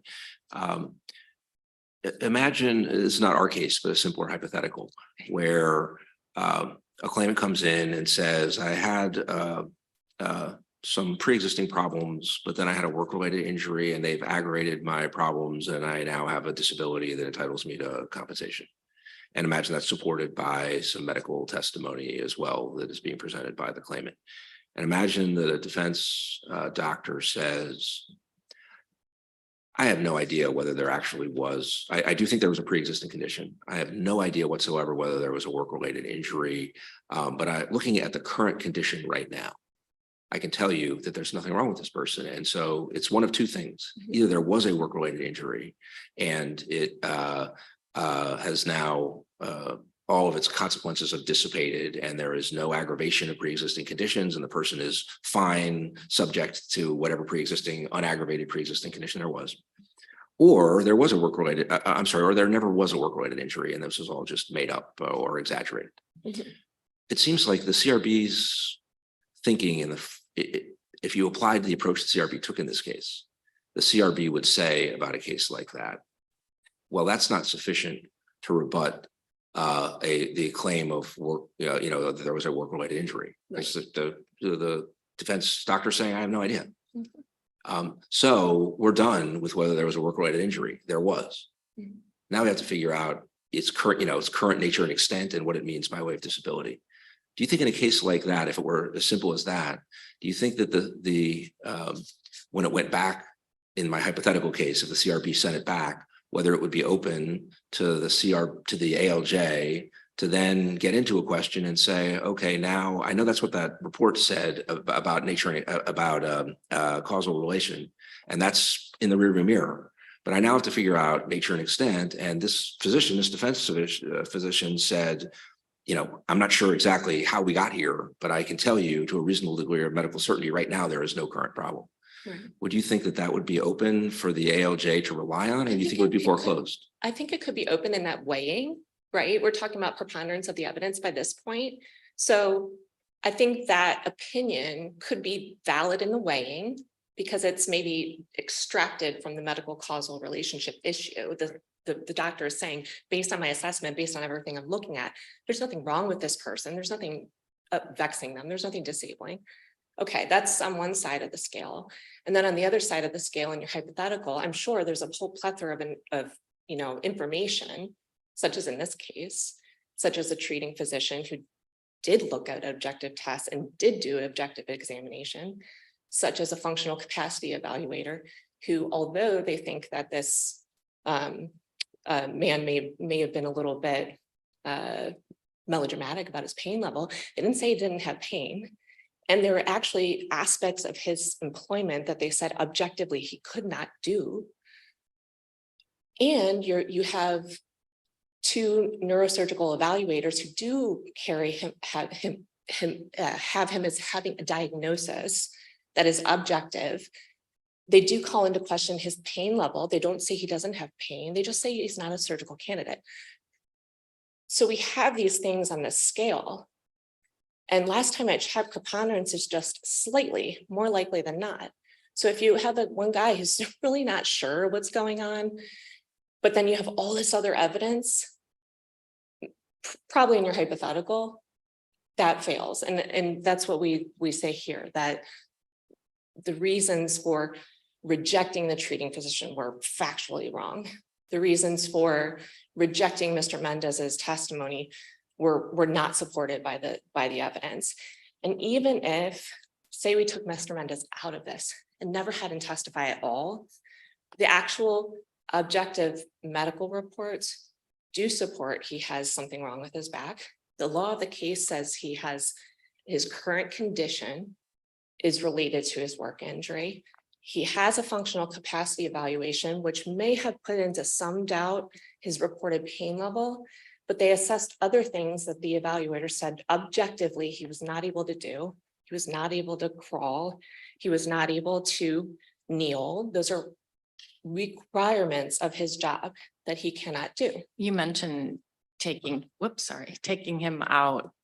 out his testimony, but what about his other comments that the trial judges or the ALJ's credibility findings about him, and the comments about the language, faking the language in ignorance.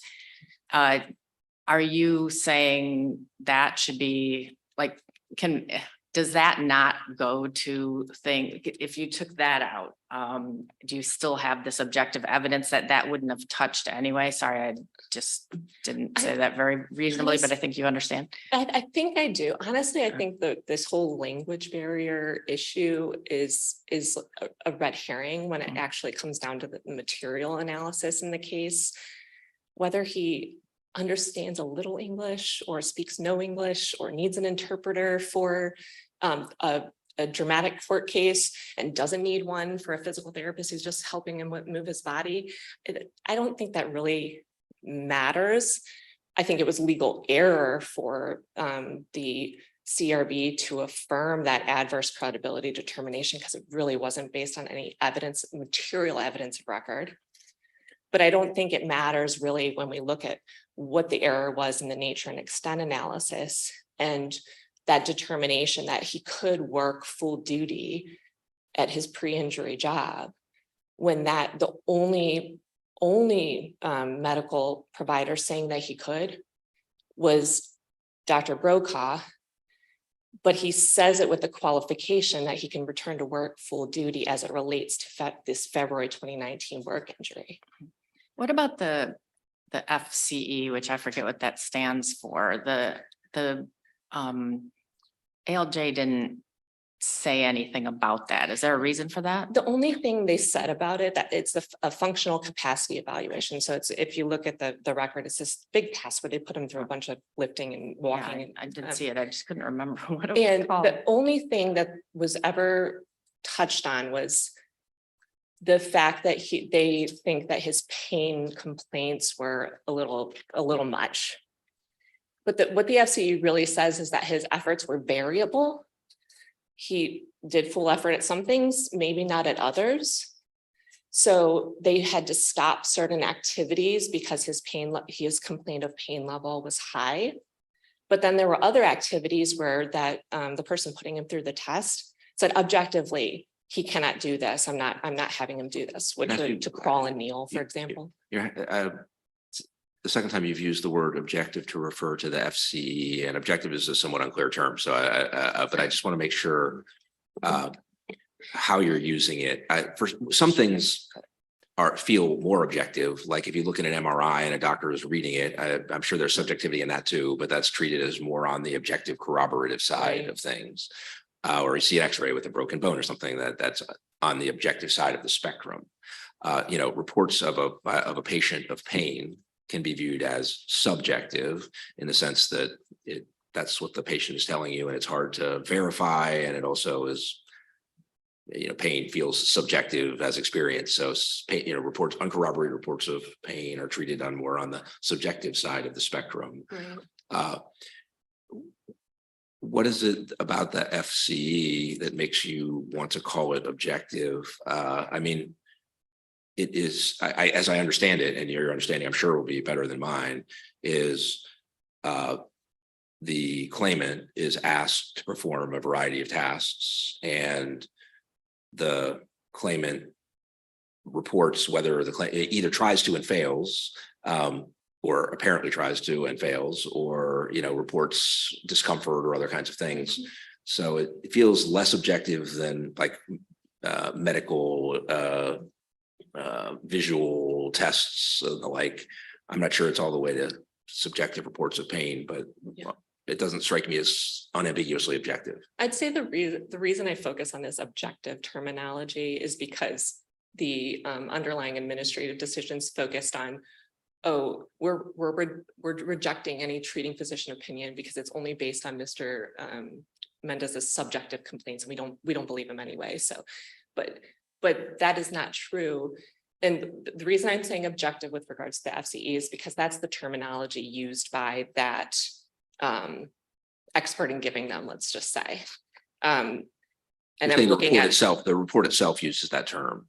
Is that what you're saying? The FCE report itself describes what it's seeing as correct. objective? It says, as to kneeling, not tested due up to objective signs of difficulty attempting to use this test position. Crawling, not tested due to objective signs of difficulty attempting to get into test position.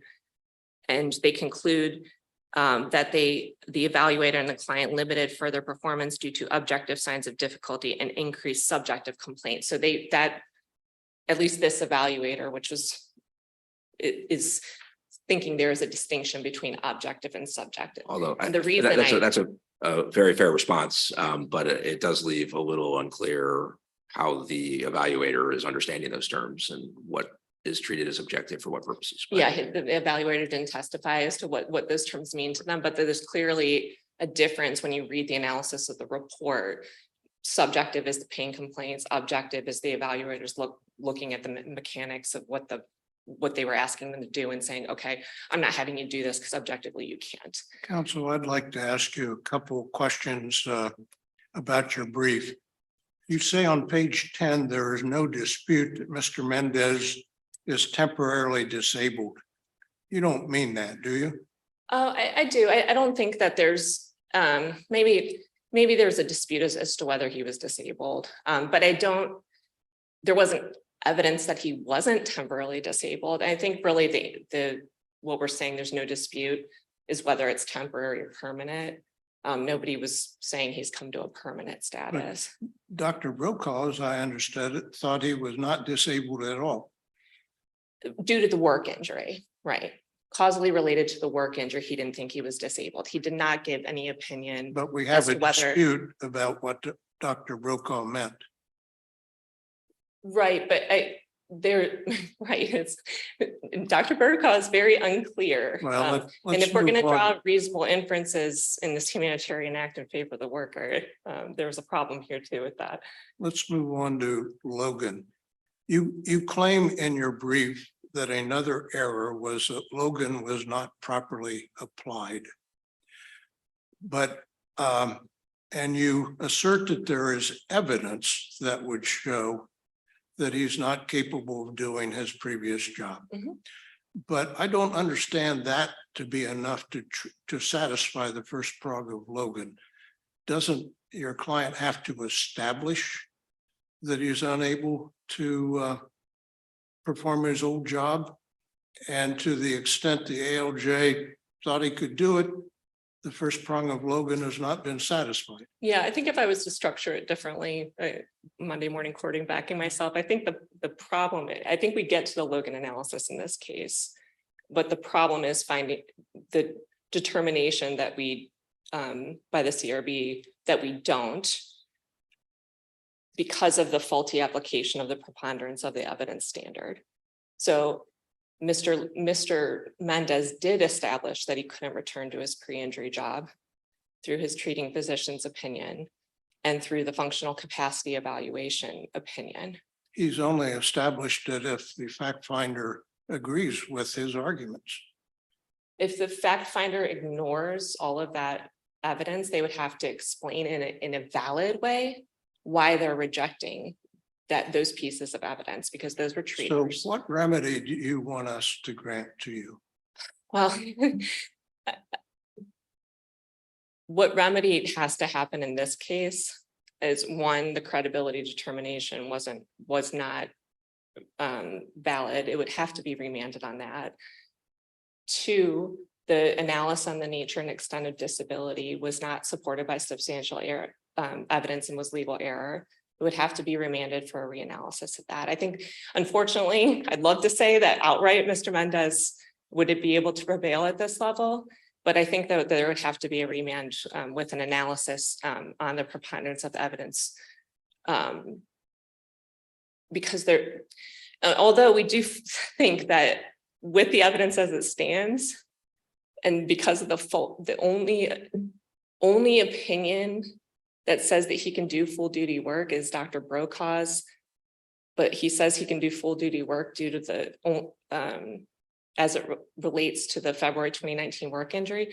Maybe there is no other conclusion that can be drawn, and you don't even have to get to the credibility, because the medical evidence of itself carries the day in the case. So maybe I take that back. I think you could reverse the decision. But is your argument about the credibility that there's not sufficient or substantial evidence to support the finding, or that the finding just didn't identify what it was relying on?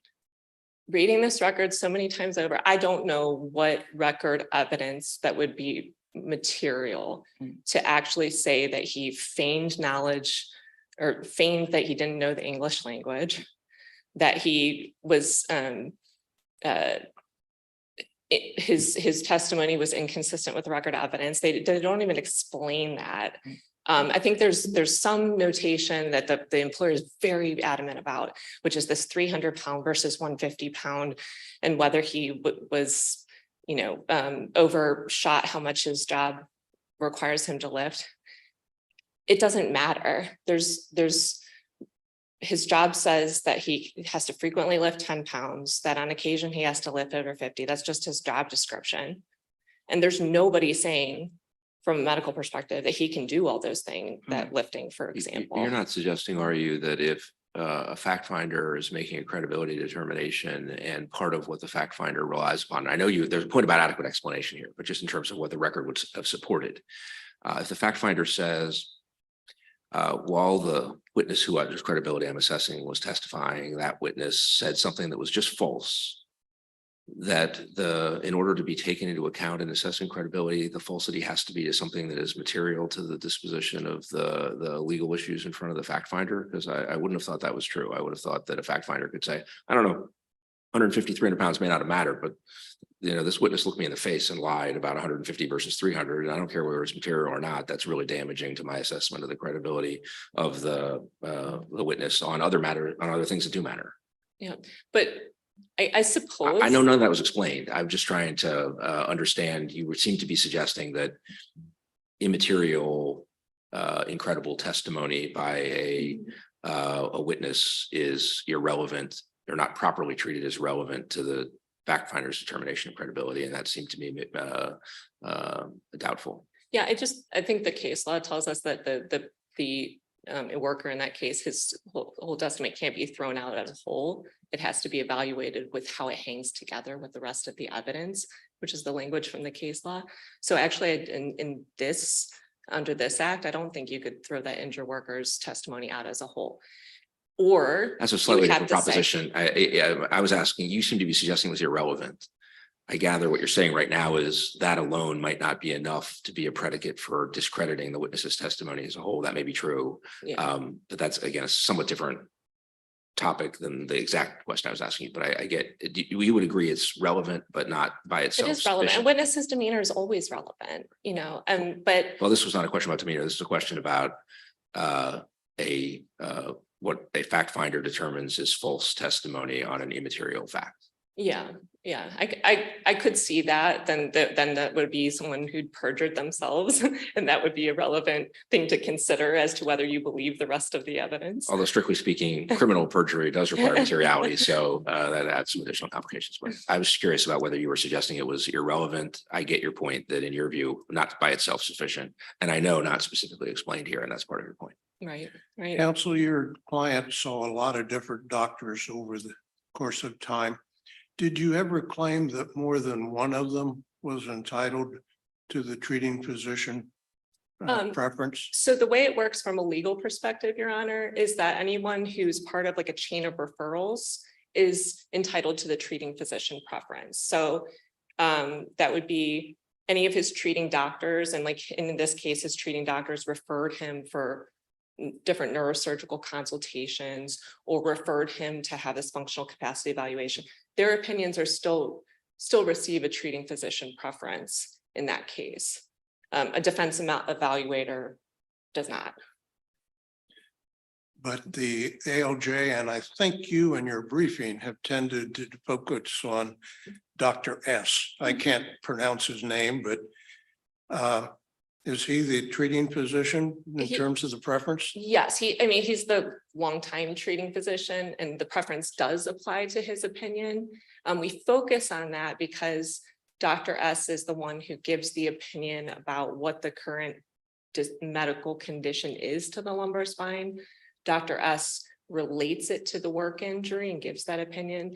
Then Dr. S explains that he's recommended that Mr. Mendez stay off work, or upon reviewing the functional capacity evaluation, remain with a 10-pound lifting restriction. So he's the one who fairly encapsulates all of the issues that were at play in this case. But that's not to say that the preference wouldn't exist for the diagnosis, say for those neurosurgical consultants, although they thought he shouldn't go the surgical route for this condition he had. They didn't say he didn't have it. They actually diagnosed him with it. And they did say he needed further care in the form of pain management, et cetera. So their opinions as to diagnosis get preference. They did not give any opinions about whether he could work or not, the neurosurgical doctors. The only opinions about whether he could work or not related to the lumbar medical condition he had are Dr. S, let's say, and the functional capacity evaluator. Can you tell me, so you've got, I think what you're saying is causation is off the table, and you have sort of really hard to disagree with evidence of pain. And you seem to suggest that that's all we need. Therefore what? The first step of Logan, is that what it is? Starts with an L, Logan, is satisfied, or can you just, this may be a very simple question, So- but can you explain? I think complaints of pain alone can be disabling, and this court has said that. Mm. Now, that's not. If you were rejecting his complaints of pain in total and thought that was a complete fabrication, he's not having pain, you'd have to look at the other evidence, which is that he does have an objective abnormality with his lumbar spine. That objective abnormality with his lumbar spine does correlate with his right-sided leg complaints. So that even if you think that maybe his pain complaints are dramatic, they are explained by things that have been proven. I see. Can I see, you said that Dr. S, to use the jargon of the day, related the inability to work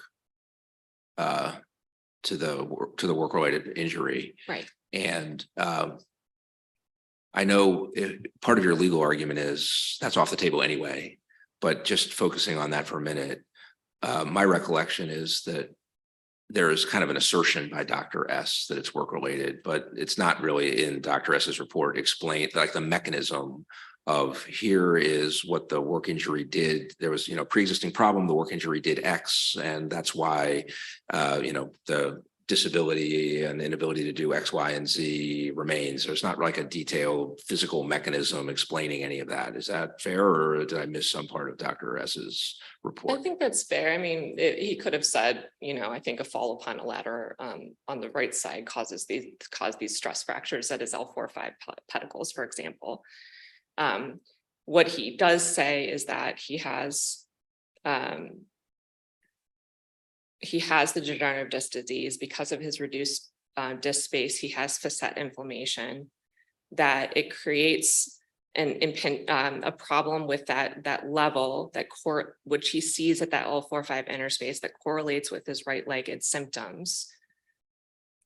He has a positive right leg straight leg test, which is used to test those symptoms. And he thinks that those symptoms are consistent with his complaints, and that he thinks that the injury, to a reasonable degree of medical certainty, caused those complaints. And because of those, he thinks he's restricted from employment. So it literally, well, I hate to say by complaints, but he doesn't think that the fall from the ladder caused degenerative disc disease. I wouldn't think he would think that. Maybe that happens, but I don't know. That wouldn't have. so it doesn't matter at this point. Yeah, I understand you don't think it matters. I was just trying to figure out how to interpret his report on its own terms. I understand your legal argument that that's kind of water under the bridge. I fully get that point. Right. I think even if it was pre-existing, that having the fall cause that inflammation. Certainly could have affecting the right leg. certainly could exacerbate it. I get that for sure. So I hope I answered your question, and I know I am out of time. If there's anything else, I'd be happy to, or. Thank Okay, you. We'll give you some time for rebuttal. Okay. Thank you. Esteemed judges, may it please the court. My name is Tony Villarreal. I'm an attorney of Schoenberg and Associate, and I represent the employer and insurer in this case. The decision and order should be affirmed because the claimant failed to make a prima facie case of total disability.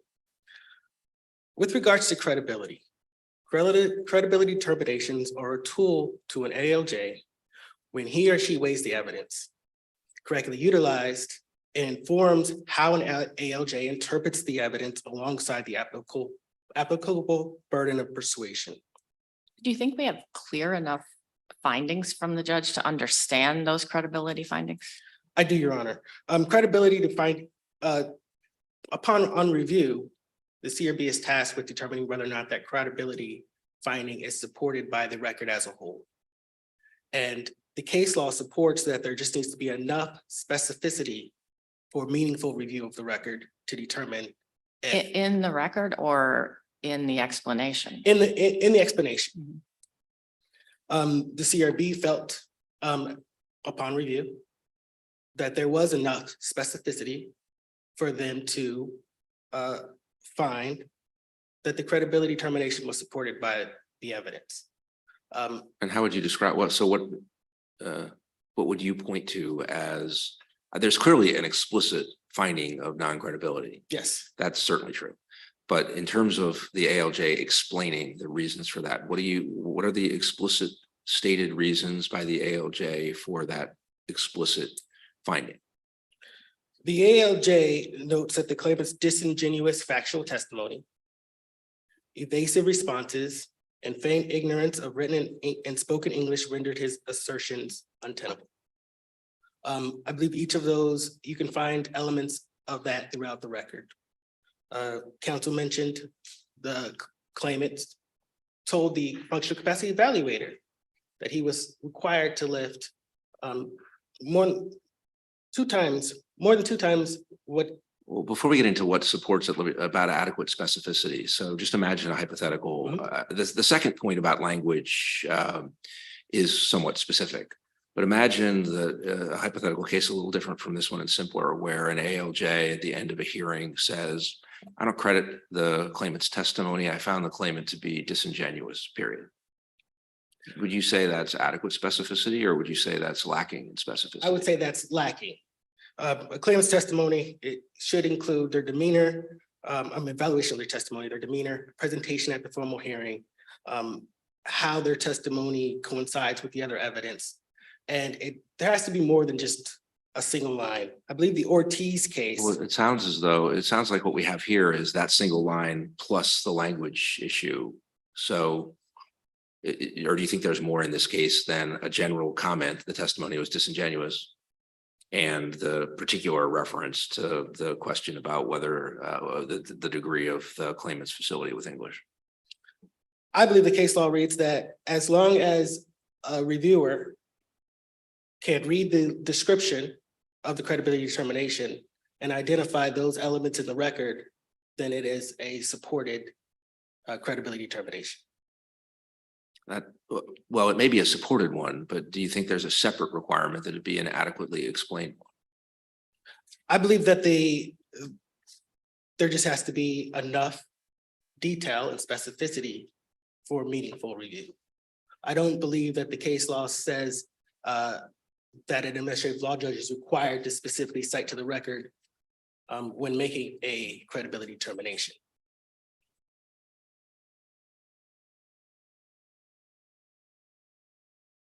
In your brief, you provide 4 pretty specific examples that support the non-credibility finding, but each of those is not something the judge says. I think, at least not in that part of the analysis. There might be findings or descriptions of testimony or something that get into those, but is it okay for the counsel for the intervener to let us know what does support the really vague findings, and is it can we rely on that? I'm a firm believer that it is helpful if they specifically cite to the record. But I don't believe that the cases have reached the level of restricting credibility determination to the point where they have to specifically cite elements from the record. I think that would detract from the weight of a credibility determination. Let's suppose the fact finder says, based on his demeanor, I don't believe him. But it doesn't explain what about the demeanor he found to undermine credibility. Is that okay? I believe that is not okay, because that is not, it's not enough. It's got to include more than just a witness's appearance and demeanor in the credibility determination. So there are 2 related topics floating around for each of these questions. One is what is substantively enough, and another related one is what is adequately explained. And so Judge Fisher's hypothetical, you answered appropriately about or maybe ambiguously about what the problem was there. To give you a slightly different one, imagine that I'm the ALJ and there's a claimant, and at the end of the hearing I say, I don't believe the claimant primarily because of the claimant's demeanor. When the claimant was answered questions that should have been easy to answer, the claimant paused. The claimant wouldn't look me in the eye when testifying, seemed to be visibly nervous. And taken together, I just found, my assessment of demeanor was that the claimant was just not telling the truth. That's a very detailed explanation, but it relies entirely on demeanor as reflected in part in physical appearance and in part in, how rapidly and directly questions are answered. Would you say that could be enough? Or you think it's just, you can't have a credibility determination that rests entirely on demeanor in the examples I was describing? I would go with the latter. I don't believe you can have a credibility determination that relies solely on demeanor. I'd like to ask you some questions about Dr. Brokaw's opinion, which seems to be what you rely upon and what the ALJ relied upon. He rendered that opinion on March 4 of 2020, and several significant things happened after that point. And I'm not seeing that the ALJ took those later things into consideration. For example, there was a functional capacity exam after Dr. Brokaw wrote his report. There was another MRI. I think maybe there were 2 MRIs after that, but we don't seem to have any information about the last one. And Dr. S saw him again and elaborated on why he thought he was not able to return to work. So how do we deal with the fact that neither the ALJ nor Dr. Brokaw really took into account those later events, some of which could at least be characterized as objective findings? I think we look at the evidence as a whole. Now, the FCE. We're not the fact finder, so, and if the fact finder didn't look at that evidence as a whole, it's not our job to do that, is it? Correct, Your Honor. Now, the CRB speaks about Dr. Brokaw, and they indicate that his opinion was supported by the claimant surgical doctors and the FCE evaluators mentioned that the claimant's abilities should be based off of objective findings rather than subjective complaints because of all of the issues he had with symptom magnification during the testing.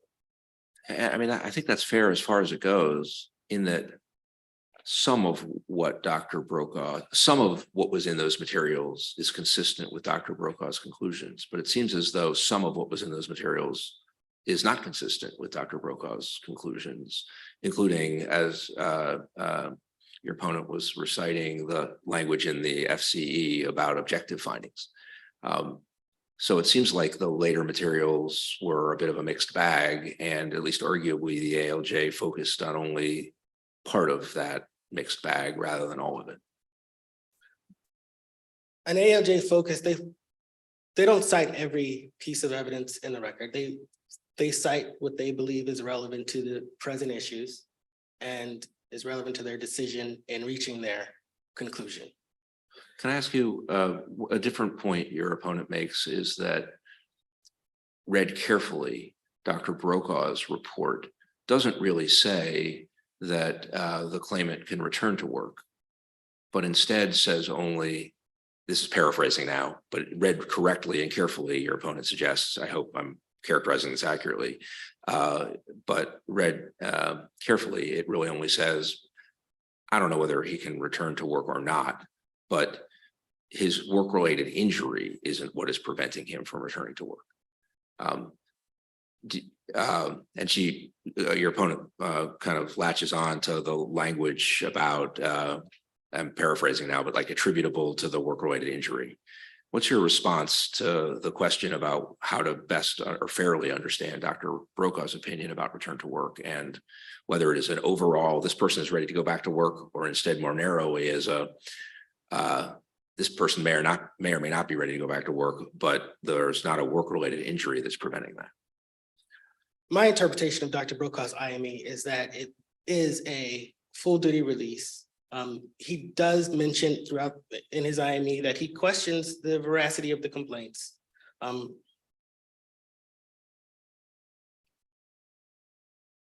I believe that is the reason why the CRB felt it wasn't enough to overcome the presumption of medical causation.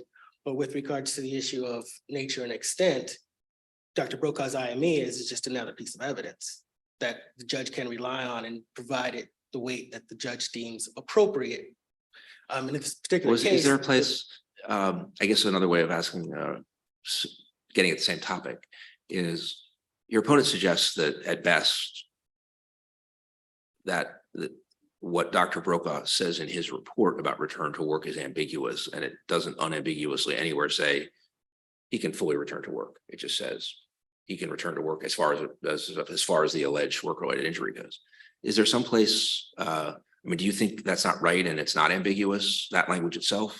And if so, could you explain that? Or alternatively, are there other places in Dr. Brokaw's report where you think Dr. Brokaw unambiguously says, without kind of arguably qualifying language, Mr. Mendez is ready to go back to work, he's got no problem?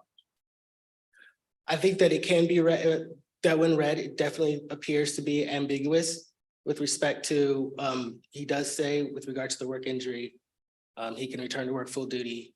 And if he needs future restrictions, they're not related to the work injury, things of that nature. He does mention that. Again, with regards to the ambiguity, that's a concern with regards to the applicable presumption. With regards to the standard of evidence for areas outside of the presumption, I believe that a judge can use the evidence before them, including an IME opinion or explanation, as in reaching their ultimate determination. They also will address their, utilize their credibility determination in interpreting the evidence before them. I believe that the judge is allowed to use that. And I also believe that Dr. S's opinion was rejected regardless of the IME opinion. It was an outright rejection.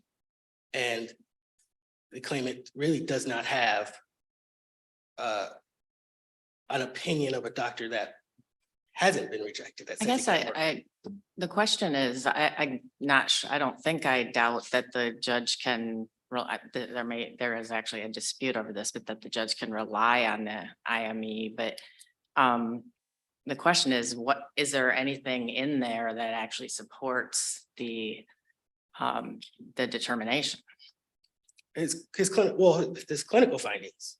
He notes that the claimant's symptoms are out of proportion to the MRI. Those are the same things that I believe Dr. Amini, the surgical evaluator, mentioned in his report. There's also a mention of symptom magnification in the other surgical evaluator. I think Dr. S is the only doctor that really didn't address ever the issues with regards to the symptom magnification and all the other reports and examinations. Let me ask you more about the surgical consultant, Dr. Amini, is that his name, or Amani? Yes, Dr. Amini. As I read the record, there was an initial MRI, and then Mr. Mendez consulted Dr. Amani, who said he's not a candidate for surgery. After Dr. Brokaw rendered his opinion, Mr. Mendez had a second MRI, and he went back to the surgical consultant. And as I read it, the surgeon changed his mind and said, based on this new MRI, he is a candidate for surgical intervention. Is that right, or do I misunderstand? If that's in there, I missed it. I don't believe that that's correct. I don't believe he was ever found to be a surgical candidate. He may have been a surgical candidate with regards to the neck, which is unrelated to this claim. Okay, now, Let's talk about that for a little bit more. You're distinguishing between an MRI of the back and an MRI of the neck. And you think this recommendation of surgery related only to the neck? I do, And do you think that's unrelated to the workplace injury? correct. Why do you think the neck? We had a formal hearing. The issue was medical causal relationship of the low back. The low back was the only body part causally, found to be causally related to this work injury. I mean, not neck, the back. And the back was the only body part that was found to be causally related, and the only body part that initially had requested treatment for. And it was never an issue that needed to be litigated because it was never claimed as a work-related injury. Bessie, you at one point seemed to say that however Dr. Brokaw's opinion and other of the information should properly be assessed. This is paraphrasing your point, so this is how I understood it. Tell me if I'm understanding it correctly, and then I have a question that relates to that. You suggested that really, in a way, that doesn't so much matter because on the topic of nature and extent, the burden is on the claimant, and the claimant had some evidence in support of the claimant's position, and the ALJ rejected the claimant's testimony as incredible and rejected Dr. S's opinion for reasons that the ALJ stated. And so I took you to be suggesting that kind of doesn't really matter if the ALJ misunderstood and gave too much weight to Dr. Brokaw's opinion where it was ambiguous on topics. Doesn't matter because the ALJ kind of independently said, you know, claimant has the burden and I'm not persuaded by the things that the claimant has provided. And I guess I don't recall the ALJ kind of ruling independently. It seemed like the ALJ, in determining whether somebody's carried a burden by a preponderance, would look at the evidence on both sides and then determine. And so if the ALJ is sort of misunderstanding the weight on one side, I would tend to think that it wouldn't be harmless unless the ALJ explicitly said otherwise in, you know, kind of figuring out whether a claimant carried its burden. I would think that errors, if there were any, about the ALJ's assessment of the strength of the defense case might well require remand, even if the ALJ on balance ended up unpersuaded by the claimant's evidence, given all of the evidence in front of the ALJ. Do you disagree with that? And you think we could affirm on the theory that even if it's true that the ALJ sort of gave undue weight, misunderstood Dr. Brokaw's report, we could affirm on the theory that it doesn't matter because in any event, the ALJ just didn't believe the complainant and was unpersuaded by Dr. S's report, and the claimant had the burden of proof. I do believe that is the case, Your Honor. The claimant has the burden of persuasion. Under Logan, the claimant has to first prove that they are totally disabled. And in doing that, the ALJ can review all of the other evidence, all the evidence to determine whether or not claimant meets prong one. And in this case, claimant did not meet that first prong.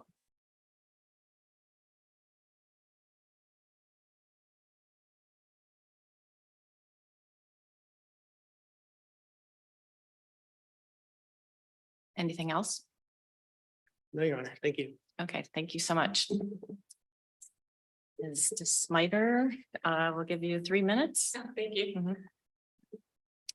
Mhm. So I'd want to address Judge Fisher, what you pointed out about Dr. Brokaw's opinion, and that there was a lot of other ground that was covered after his opinion was rendered that would have been helpful or relevant to in this weighing that the ALJ was to do. And that would be the objective MRI findings, which Dr. Brokaw doesn't discuss whatsoever. He doesn't even discuss the full findings of the one he did have access to from 2019. He says, oh, Mr. Mendez's complaints are on the right side, but these abnormalities with the MRI are on the left. Well, he must have forgot to read the whole thing, because that in 2019 MRI, and again in 2021, that MRI demonstrates on the right side, the nerve that runs through the foramen from the L4-5 is compromised.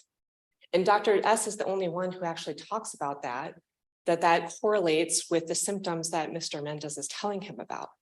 The FCE isn't considered. This is another individual who's evaluated Mr. Mendez's physical abilities and said, no, we don't think he can do his pre-injury employment. We think his complaints of pain are a bit high, but there are things in his employment, his job description that he cannot do. There's no analysis from the employer's side to attest to that. And the problem with the administrative law judge is when they rejected Dr. S's opinion outright. They said it was because it was only based on the subjective complaints of Mr. Mendez. That was factually untrue. Dr. S's opinion was based on physical examination findings multiple times of abnormalities that were not part of a subjective complaints of Mr. Mendez. Saying it was only based on subjective complaints of Mr. Mendez was completely untrue. It was based on objective tests in the imaging studies done multiple times that confirmed that he had a problem on the right side. Dr. Brokaw, in his opinion, never even talks about those right-sided abnormalities. Doesn't even talk about them. Maybe if he had, and it said, well, he has these problems on the right side, but they wouldn't cause the symptoms that Mr. Mendez is complaining about. Maybe that would have been something that could have taken into account in this weighing. But the reason that the AOJ rejected the treating physician's opinion about nature and extent of disability is factually incorrect, and therefore that has to be rejected outright. Well, some of it is based on credibility, right? Or some of it is based on what the patient is telling the doctor. You're just saying there are things that remain outside that scope. I think if Mr. Mendez has come to his doctor and said, I fell at work from a ladder and I'm having pain in my back, and they did testing and they looked at his MRI and his MRI was clean, normal, no explanation for the pain going down his right leg. And if they did physical exam tests and he had no abnormalities with his range of motion and he didn't have positive straight leg testing and there was nothing on a physical examination to give an orthopedic physician pause, then maybe if the physician said, I think he's disabled because of his pain, and the AOJ said, well, I don't believe the complaints of pain, so I'm rejecting the treating physician. Maybe taken in that vacuum, maybe that would be enough, but it just wasn't true here.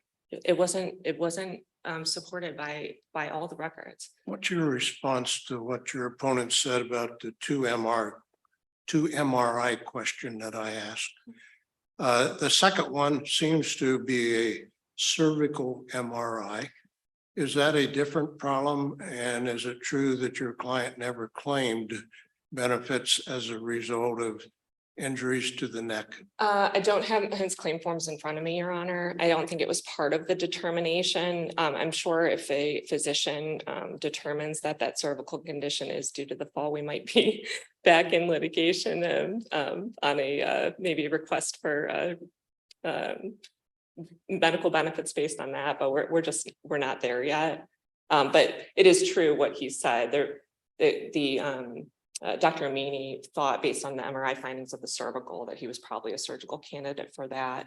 And he did review the renewed lumbar MRI and still was of the opinion that he was not a surgical candidate for the findings there, but did repeat his diagnosis that he did suffer from lumbar spondylosis and the stenosis of that L4-5 level. Let me go back to your most recent complaint about the ALJ not having explained the left side versus right side problem. One of the problems we run into in these cases a lot is that the ALJs sometimes have to act as doctors or think they have to act as doctors. But that really gets back to the point that it's your burden in nature and extent to present evidence to prove your case. And so I would rejoin to what you said by saying the problem is Dr. S didn't explain how a left side problem could cause injuries on the right side. And therefore, that's a failure of proof by the claimant. Dr. S explained how the right side findings on the MRI correlated with the complaints that Mr. Mendez had on the right side. He did explain that. Well, he said it. You mean he explained it? He definitely said there is a correlation between the observed symptoms and but he didn't, I didn't think he kind of went into a biomechanical detailed explanation of here's how that works. So it's all, he definitely said it. I just am not quite sure. I think he would be said to explain it, but he did assert it. He did more than anybody else. But again, explaining that objectively he saw that.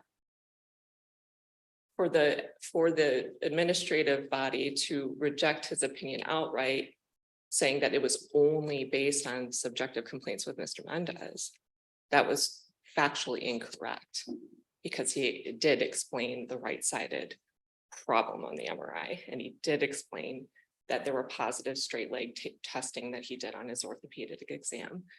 And I want to point out the fatal flaw in the nature and extent analysis, and this is as affirmed by the Compensation Review Board, is the appendix at 21. And here they literally say, in this case, Dr. S is claimant's treating orthopedic specialist. However, I rejected his opinion regarding claimant's back condition and its effect on the ability to return to work. There in that statement, intertwining that medical causal relationship in nature and extent, they did it right there. Medical causal relation is established.